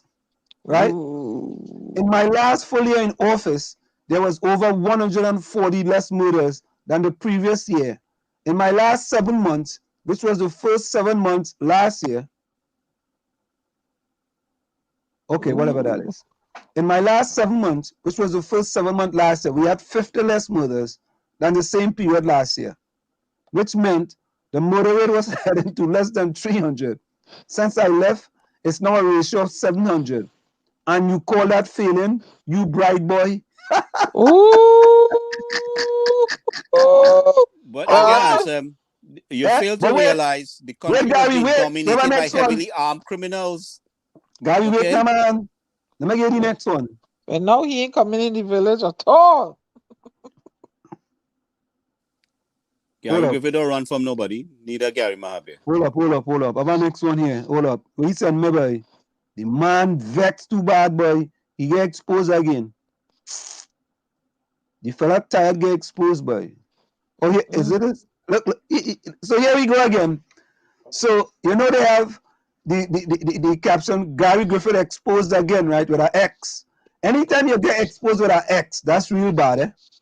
Yeah, well, there's a campaign to destroy his credibility, and they always spinning this thing. They started spinning. The media started spinning this thing like Gary Griffith was under investigation for this FUL. You know? Gary, let me tell you what the man said. The judge said, clarified that he was not under investigation. So let's hear. LOL disgraced, reducing every crime by 35%. Since I left, every crime has increased. Public trust in the police moved from 14 to 44%. National support for my return over 80%. Every annual assessment was excellent. Yup, that is disgrace. The audio from a has-been Calypsonian who I beat easily in the COP assessment makes me disgrace. Come better than that. Gary Griffith, all you could do is try to pulverize people, right? And Gary Griffith, I still want you to explain to the people of Trinidad and Tobago. Eh? I want you to explain. Maybe, I don't know, maybe Fishstick could explain for you, or Gary, you could explain for him. I still want him to explain. In 4 years as Commissioner of Police, so he was there in 2018, well, 3 years. 2 out of them 3 years, Gary, the man have the second and third highest murder rates in the history of Trinidad and Tobago. But you have to understand the nature of the situation the man dealing with. Okay, we are dealing with heavily armed criminals who have unlimited access to weaponry, and we want to beat up the Commissioner of Police for arming law-abiding citizens to defend themselves. All right. So, Gary, hold that thought right there. Let's go for a quick station identification. When we come back, we're going to see how Gary M can defend Gary G. We're right back. It's in the village to the dark triplets on WCYE 95.9 FM. Stick and stay, don't go nowhere. It's WCYE 95.9 FM. Of course, ladies and gentlemen, we come to you every Tuesday, Thursday, and Saturday from 6 to 9. You're listening to WCYE 95.9 FM. You are listening to WCYE 95.9 FM, the most influential name in Caribbean radio in the tri-state area. Broadcasting from East Orange, New Jersey, the most influential name in Caribbean radio, WCYE 95.9 FM. We are back with you. It's in the village with the dark triplets on WCYE 95.9 FM. We come to you every Tuesday, Thursday, and Saturday from 6 to 9 p.m. Let me just go through some of the quick news stories here. We know Miss Universe advanced to World Semi-Final. We want her to win that by all means necessary. Right? Over the weekend, we had that march, which was all over the world. It was on Trinidad and Tobago. And here's a great story. We have now a bobsled team at the Winter Olympics. And one of the gentlemen, the one that's second from the left, he was a very good track runner here in the tri-state area. What's this one here, boy? Oh, the Bank of Guyana wishes to inform the general public that First Citizen Bank of Trinidad and Tobago does not hold a banking financial license from the Bank of Guyana and therefore is not permitted to conduct banking financial business in Guyana. So look like they're kicking out First Citizens, boy. Oh God, Guyana kicking me out too, right? God, Lord have his mercy. Ain't that the bank that closed your friend account? Is that the bank one? That closed your friend account. Yeah, boy. Let's see what it is. After COVID-19. Let's see that one. When school opened after COVID-19. Oh my God. Let's see what is going on. Oh God. Hey, all you know, Shanghai construction have terminated with respect to building the hospital, right? You think it's easy? There's all kind of thing going on. And there was a memorial for Dion Lendo, that young man who passed away. Texas A&M Track and Field had a celebration of his life, which is a very good thing. Right? This was Henry Lala. It's Henry or Harry? That's Larry.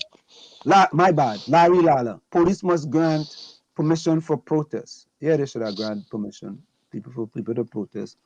I know why they're doing that. All right, and I think that's the news we have inside here tonight in the village. So let me go to the chat dog here. Ulrich have selling. What Ulrich what? I sent it earlier. Go way up. The dog Ulrich selling. The Dalmatian on sale that ain't got no spots. Yeah. We go put it up Thursday. Ulrich selling dog where you go and pick up in town. I don't know if there are plenty stray dog in Port of Spain, right?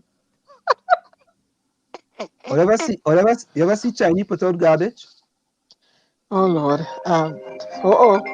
Somebody call it. Okay. Yeah, so Kathy, we are on air. You want to talk? We are on air. Hello? We are on air, yes. Huh? Hello? All right, I'm going to text something. I know see your connection. Okay, all right, so text it to me. Okay, no problem. Bye-bye.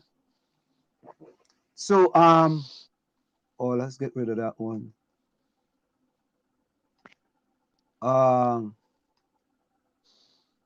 Diana. Tommy. Hey, all right. So, Ellis, since you come back, put closing comments in the chat. David Sampat, put closing comments in the chat. Rowley, all that is Rowley from Toronto. Eh? So don't think I'm calling the Prime Minister Rowley. Eh? Rowley, put closing comments in the chat. I'm going to remove that from there. Fishstick tell you to play the video he sent him now. What video is that? He said Thursday. What video? I don't know. Troy Smith, put closing comments in the chat as well. Wendy, put closing comments in the chat. All right, so let the names are called. Put closing comments in the chat.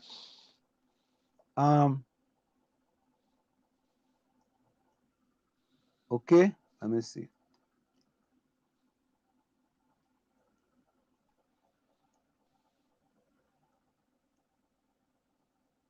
Oh, good. Look at costs.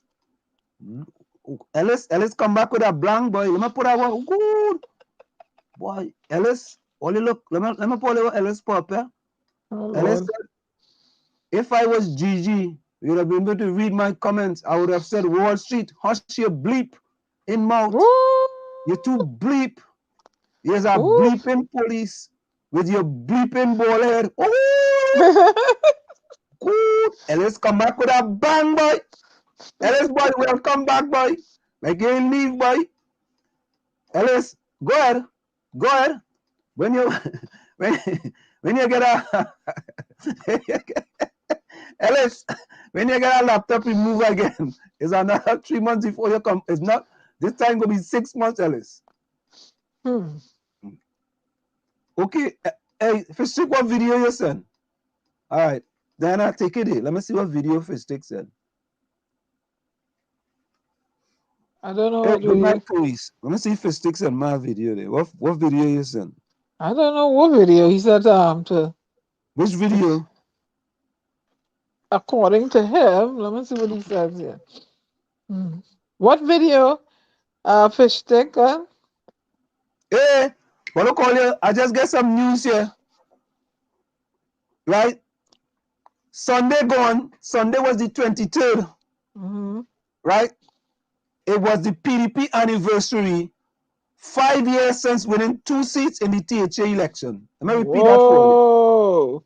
Sunday gone there was the 5-year anniversary of the PDP winning 2 seats in the THA election. All you see, that's why I call them people transformational leaders. All right? All you see? All you see? All I want to talk. He said he sent it to WhatsApp. Lana want you to open the village WhatsApp. If you open up the village WhatsApp group yet. Yeah, but listen, I want to open up the village WhatsApp group, but people have to send their numbers. Right? I have certain numbers, but I don't make sure people want to be in the group. So listen, folks, text your number to the WhatsApp number 973-868-1444. Diana, could you put it in the chat for me, please? Yes, boss. What boss thing is that? All right, play this video. What video is that you want me to play? I ain't know. You said it via WhatsApp. Oh yeah. You know long. Let me see if I could play that. Yeah. Ain't he singing no chutney soca now? Because I'm going to sleep. What chutney soca? Fishstick said yesterday was 12-year anniversary. For what? In politics? What are you talking about? Who yesterday was 12 years? Fishstick. Yes, right, Albert Montano. I went to Fatima RC. Let me try to get that video there for this guy. Yeah, right on. Yeah, I went to Fatima RC on Bush Street. Sister Genevieve was the principal. And I went big school girl. And then we had Sister Dominique. Okay. Nutcake said December the 4th will be, January 4th is a year since they found Andrea Barrett body. Okay. Yes. What part of Kireb, what part of St. Augustine you were, Albert? Wait. Yeah. David Sampert says, I'm not hearing you. David, we asked you to put closing quotes in the chat. Put a closing statement in the chat. That's what we asked for. Ellis, we asked Ellis. We asked who? Mongs. Who else we asked, Anna? Wendy. That's all I remember. Wendy Samaru. I wasn't listening we to asked you. Wendy. And Ellis. Yeah, and Ellis.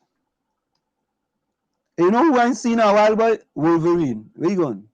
I have no idea. All the time Wolverine, we asked for him, eh? You know we had asked for we UNC friends. Oh, God.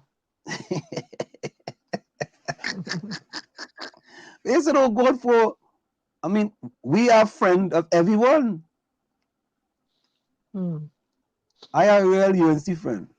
Well, you heard about the storm coming our way this weekend, right? You go to sleep Friday night. Yeah, if you don't listen to the news, Angela, you can get about 3 feet of snow. No. I don't want to listen to the news, and that's all we get. There's 2 storms colliding. One from the north and one from the south, and right over hugging the coastline. I hope them fellas who just come and shovel, yes? 3+ feet of snow coming. I have to make sure I go and get money, yes, boy? Yep. All right. Hey, Fishstick, they for you. Hold on there, Olia. Fishstick send me this. So, folks, We are waiting for people to put Marshall Nesbitt, boy. You come back. You're back inside. All right, folks, let's play this one. This is Fish Taker. Joke of the day. I don't know what time it is. Joke of the day. The players on the hard. We in a pandemic. These 4 doctors sit down arguing who are the best doctors in the world. A Trinidadian, American, a Canadian, and a Russian. So the Russian say, well, boy, we have to have the best doctors in the world. He said, but we take a man with no heart, give him a heart. And in a matter of a week, the man was able to look for work again. Canadian said, that is nothing. He said, but we take a man with no lungs, give him a lungs. In a week time, the man was already looking for work. The American said, that's nothing, man. He said, but we take a man with no kidney, give him a kidney, and in a week time, he was already looking for work. Trini said, nah, man. I didn't see nothing yet. We have to be the greatest in the world. We take a bald-headed man with no brain, make him prime minister 2 times, and right now is everybody looking for work in the country.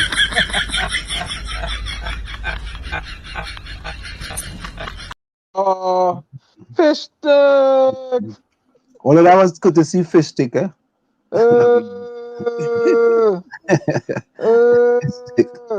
Good to see Fish Stick. Fish Stick. My toe hurt me. Fish Stick. Not me, no. I drinking water and mind my business, eh?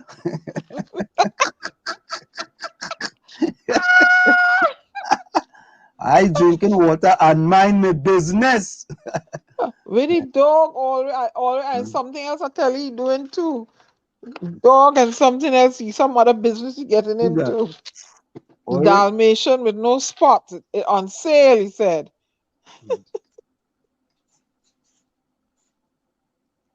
He say he get it from Tommy relatives. Who's that? Ulrich? Huh? Ulrich, why you pulling Tommy into this thing? He said Tommy relative give him the dog. Say is a Dalmatian on sale. From, this is who I see closing quotes from. I see Nadia Ellis. I see David Sampat. I see Rowley. Anyway, guys, I gotta make a move, so we'll catch up. Thank you. So Gary, before you go, give us your closing statement. Yeah, so I just want to say good night to everyone, and I want to thank Brother Awong for joining us and enlightening us of what's going on in his community there. And also earlier today we had Akil from the Beetham and Anderson. So I deeply appreciate everyone taking the time to join us and give us the necessary information. And let's see how we can resolve the issues. The key to it is communicate. Let's communicate and flush out the issues. With that, I will say good night. Thank you, everyone, for joining us. Thank you, man. Good night, Gary. Good night. And just remember, I's the boss in my house. Yeah. Let me talk to your wife. You go find out that. Gary said that like sure. Go ahead, Tommy. You know, before we were talking about the tourism and all of that, we in an era which is a period for global reset, and any smart or forward-thinking leadership or administration would use this period to set themselves right, because we have to realize that the whole world has been on lockdown, you know, and that's an opportunity. That is not, we can't look at it as a negative era of time or period. We have to look at it as an opportunity to get things right that hasn't been right, to fix what's been in disrepair. Anyways, I've been talking about the 4 agreements for the last 3 shows. Tonight, I'm gonna hit it again. Number 1, of course, is being impeccable with your word. Number 2 is don't take anything personally. Number 3 is don't make assumptions. And number 4, always do your best. And today is the day when we hit number 4, always do your best. Always doing your best is very important, because your best is always good enough. Under any circumstance, always do your best. No more and no less. but keep in mind that your best is never going to be the same from one moment to the other. Everything is alive and changing all the time. So your best will sometimes be high quality, and other times it will not be as good. That being said, I want to thank everybody for joining us in the village tonight, and I enjoyed the little time that we had together. Looking forward to our next time. Till then, be safe, everyone, and pleasant night. Thank you, Tommy. It's always a pleasure. Thank you. It's always a pleasure.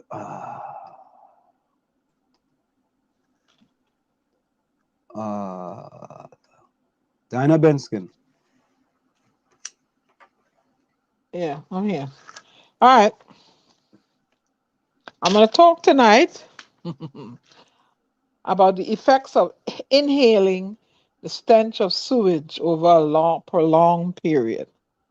According to Google,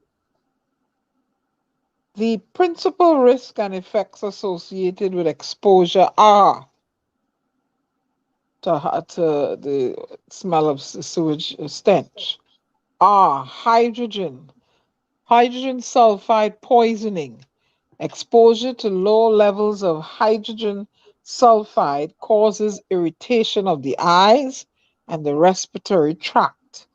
Other symptoms include nervousness, dizziness, nausea, headache, and drowsiness. Hydrogen sulfide is the primary gas in sewer gas. According to research, hydrogen sulfide has shown to be toxic to the oxygen systems of the body. In high amounts, it can cause adverse symptoms, organ damage, or even death. Can breathing in raw sewage harm you? Inhaling the vapors emitted by raw sewage can lead to gastroenteritis, which is commonly associated with fever, vomiting, cramping, and potentially death if left untreated. A more common health concern associated with airborne contamination caused by sewage is asthma. Dr. Rowley, MP Hines, MP Dayal Singh, according to the information dispensed above, do you think it is fair for the residents of the Beetham, citizens of Trinidad and Tobago, to be exposed to these hazardous conditions for such a lengthy period? This is Diana Benskin, your Global Ambassador, humanitarian, and poet, bidding you auf Wiedersehen until we meet again. Good night, my beloved people, and stay safe. Thank you, Diana. And quickly, I just want to say, the measure of a government is found in how it treats its most weak and vulnerable citizens. The measure of a government is how it treats its most weak and vulnerable citizens. From where I sit, this is it. The clock on the wall, so that's all I like to say, but I've got to go. Remember, hard work beats talent. When talent does not work hard, and for every 60 seconds of anger, you lose 1 minute of happiness. So, Diana, we have, let me see the quotes. David Sampath said, he has one, right?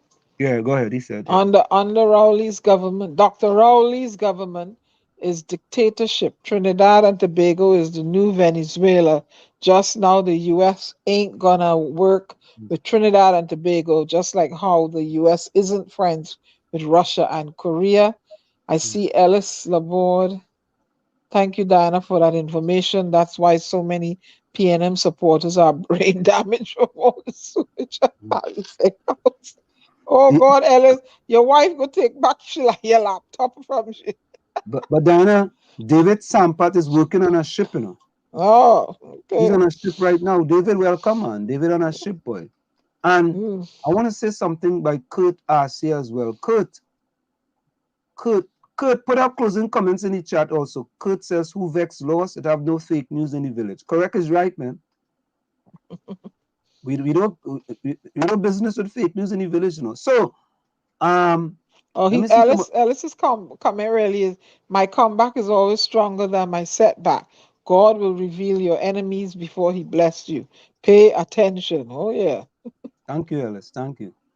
Wendy Samaru, closing comments. A great show tonight. Great to hear from Mr. Awong and the Bushwoman about the asphalt roads near the pitch lake. They are bad because the pitch on the roads is continually drawn by gravity downwards towards the center of the pitch lake, resulting in a bumpy and uneven road surface. Also, the correct way to pronounce the word is asphalt, not asphalt, as some people say.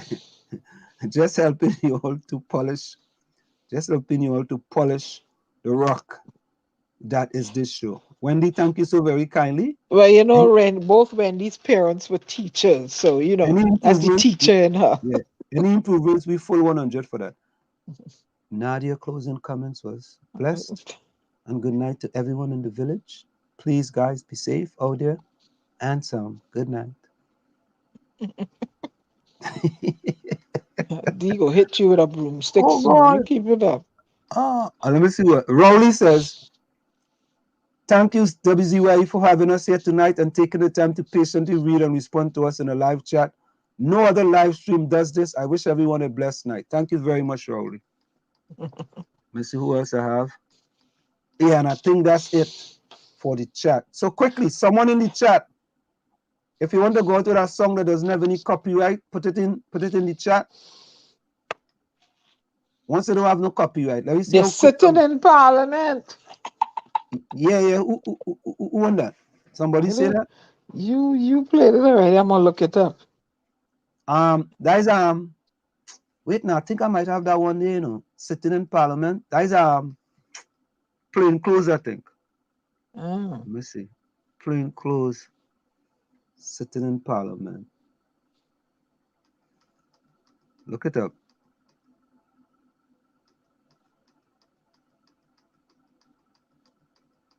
Let me see. Sitting in Parliament. Oh, I know. I had laughing. Is that Explainer?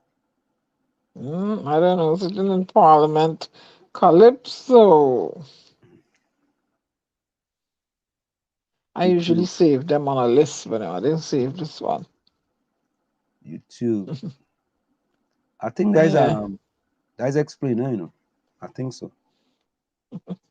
They only sitting in Parliament. Sitting in Parliament.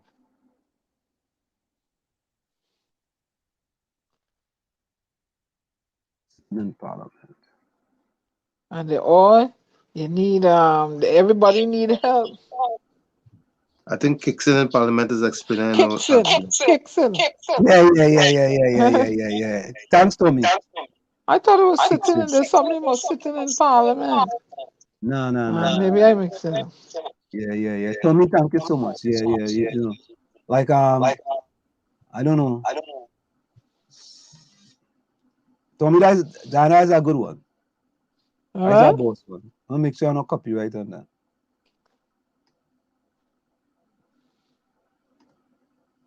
All right, I'm good to go. Yeah, I'm good to go. So, folks, I don't know. Diana said they're sitting in Parliament. They're sitting or they kicks in. I don't know which one it is. Which one it is, Diana? Are they kicks in or they sitting? They usually do sit, but they kicks too. But Chris, you got one that have said something, but I'll find it.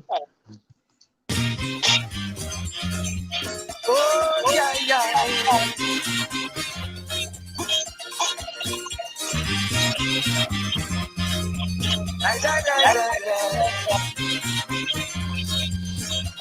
I think the government in this country should treat the people more seriously. When they have their parliament meeting, something constructive should be happening. I visit them one evening in the parliament meeting. But what I see happening, like these people high over cocaine. Why is the speaker speaking? In Parliament, Eric with a newspaper reading. In Parliament, they want to stop all people from driving. In Parliament, and the long say joke they're making. In Parliament, fixing all the time.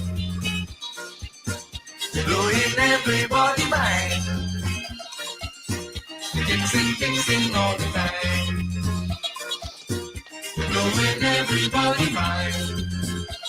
I know the this country have problems, and there's nobody to solve them. The opposition make it gross, so the big boys could play in the house. We can't get lights, neither water. Look at the situation with WhatsApp. They only making confusion, billing calls for horses to run. Why is the speaker speaking? In Parliament, the Kingston, Murray with Tobago flag flying. In Parliament, and we have to thank the councillor too. Who's that? The councillor. Awong. Oh yeah. He's a tanker here. Kingston all the time. Blowing everybody mind. Kingston all the time. Blowing everybody mind. Food stuff are a shortage daily. Business places running in the city. Before they watch this thing seriously, the only thing is a comedy. Ridicule and the party giving, and all of the members laughing. Whilst they having a good time, we catching we royal behind. Why is the speaker speaking? In Parliament, the Kingston. But we making sweet type for said when? In Parliament, the Kingston. So much of dirty water we drinking. What? We have a telephone and it's walking. Okay. In Parliament, the Kingston. Preparing for election coming. In Parliament, the Kingston. So he put a cabinet in the kitchen. In Parliament, the Kingston. Every day, sicky playing. In Parliament, the Kingston. Nothing in the country walking. In Parliament, the Kingston. Mr. Speaker, sir, I really admire the behavior of the opposition. Shah and Pandey, they are always fighting among each other. I believe they are really great lovers of themselves. Yeah, that's a big one there, and it kicks in. Yeah, boy, you gotta put that on your list. This is since 1980, and it is what year now? Yep. 2022. Anything change? Nope. Not. It get worse. Yeah. Kurt also says, blessing to the people. Blessing to the people who keep up the village. Stay strong. Do not give up because you care. Yeah, we ain't giving up. We're not giving up. We're gonna play that one next week. We're not giving up. But we're gonna give I think Mongs requested Edison Prince explainer kicks in Parliament. Yeah, Edison. Thank you very much. Mongs. We go to Mongs. Thank Proverbs. Thank the guests. Yeah, and we're gonna want to thank Awong. Mr. Awong for joining us here in the village with the Dark Triplets on WCYE 95.9 FM. There was a lot of information that he shared with us. We appreciate that very much. And whenever anyone comes into the village, all you know, we appreciate them coming into the village and share with us. So we're going out with Bamalia, Proverbs. May God rest his soul in peace. My great grandmother, Miss LeBon. Man, I don't even think the Prime Minister ever put anything on his page to send condolences to their family. You know, I said I don't know. Maybe he did, but then we hear from Bama. Let's together for the Bama. Whoa.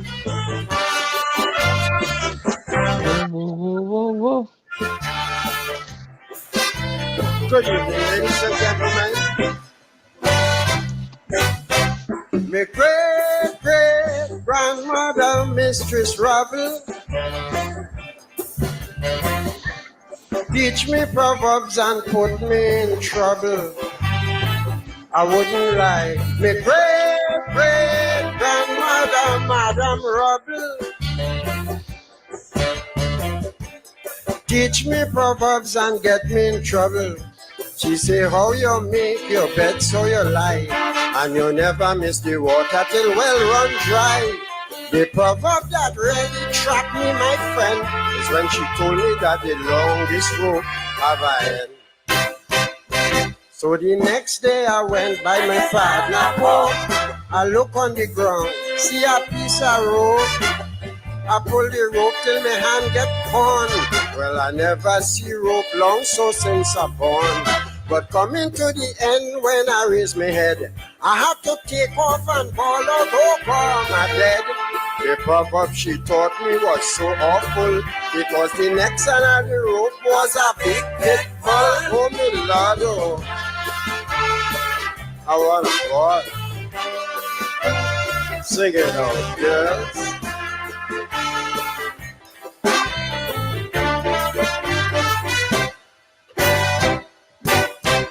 My great-great-grandmother does call me stupid, dotish, ignorant, and too insipid.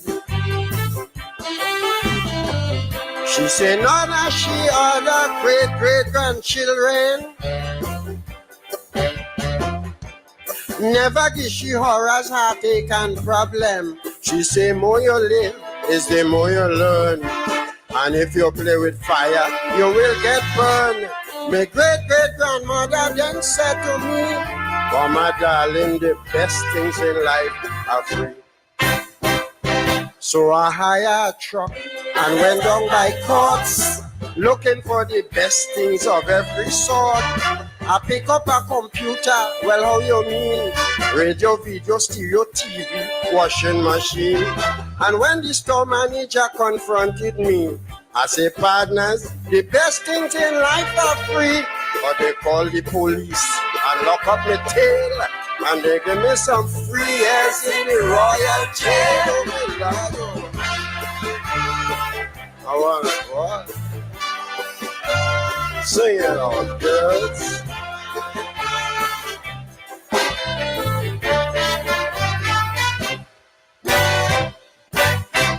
My great-great-grandmother, she's so demanding. She have wisdom, knowledge, and understanding. But all of them proverbs where she does teach me is just like adding fire to fury. She told me to practice the things she preach, and never hang me hat where granny can reach. My great-great-grandmother told me have faith, because good things does come to those who wait. So I make a date with a nice woman for 8:30 to meet me by Strand. I wait, then I start to grind, because 8:30 reach to 9:30. When she and she sweet man walk up to me, she say, "Bomber, my dear, I am so sorry." She man pull out a bull pistol, tell me run fast. After waiting so long, I get back good for that. So my Lord, oh. I want what? Sing it out, girls.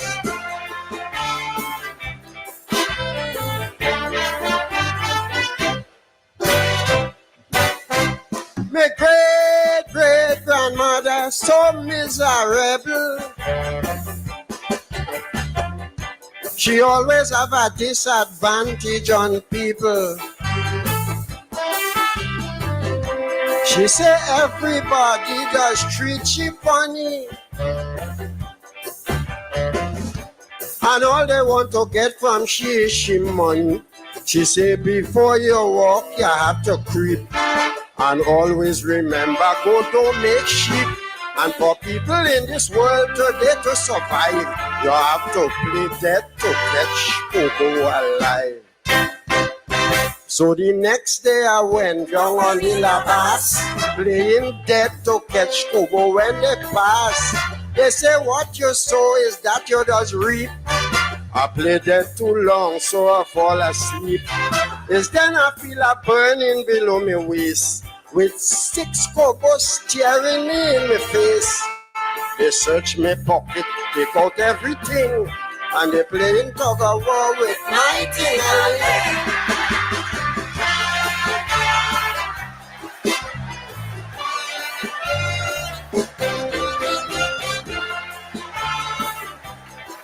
Bomber! Bomber!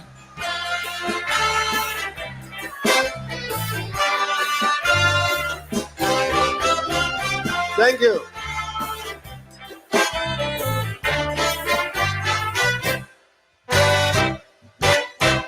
My great-great-grandmother is a psychic.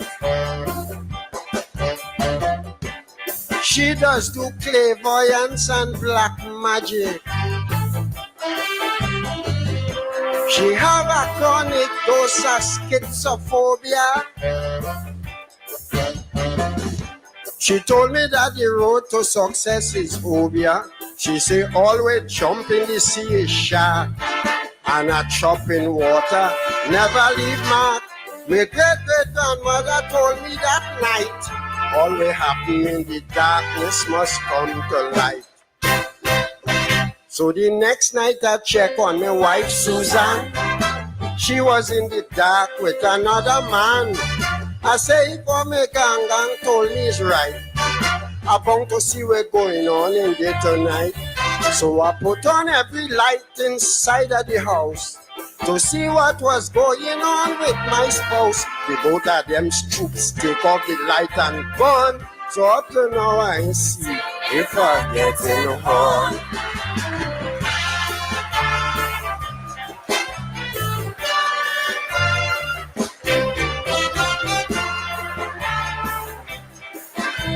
Baba!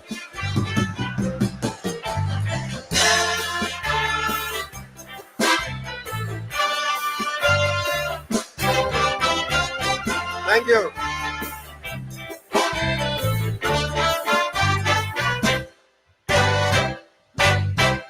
My great-great-grandmother, she does tell me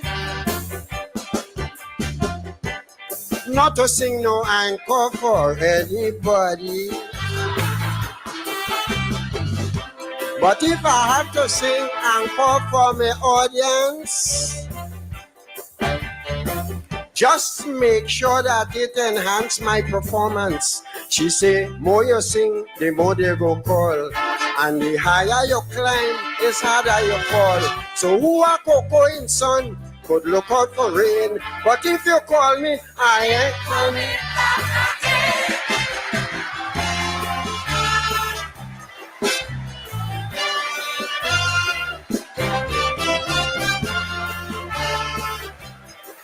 Baba!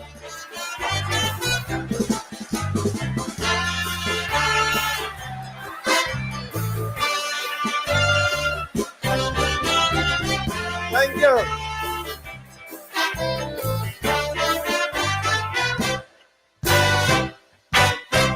My great-great-grandmother is a lady. She does always say no ifs, no buts, no maybe. But to tell you the truth, I am so glad to know that you appreciate the Bama Calypso. So let us give the band a round of applause. And to come back again is left to yours. When I tell you the truth, you go say shame. If you call me, I'm not coming.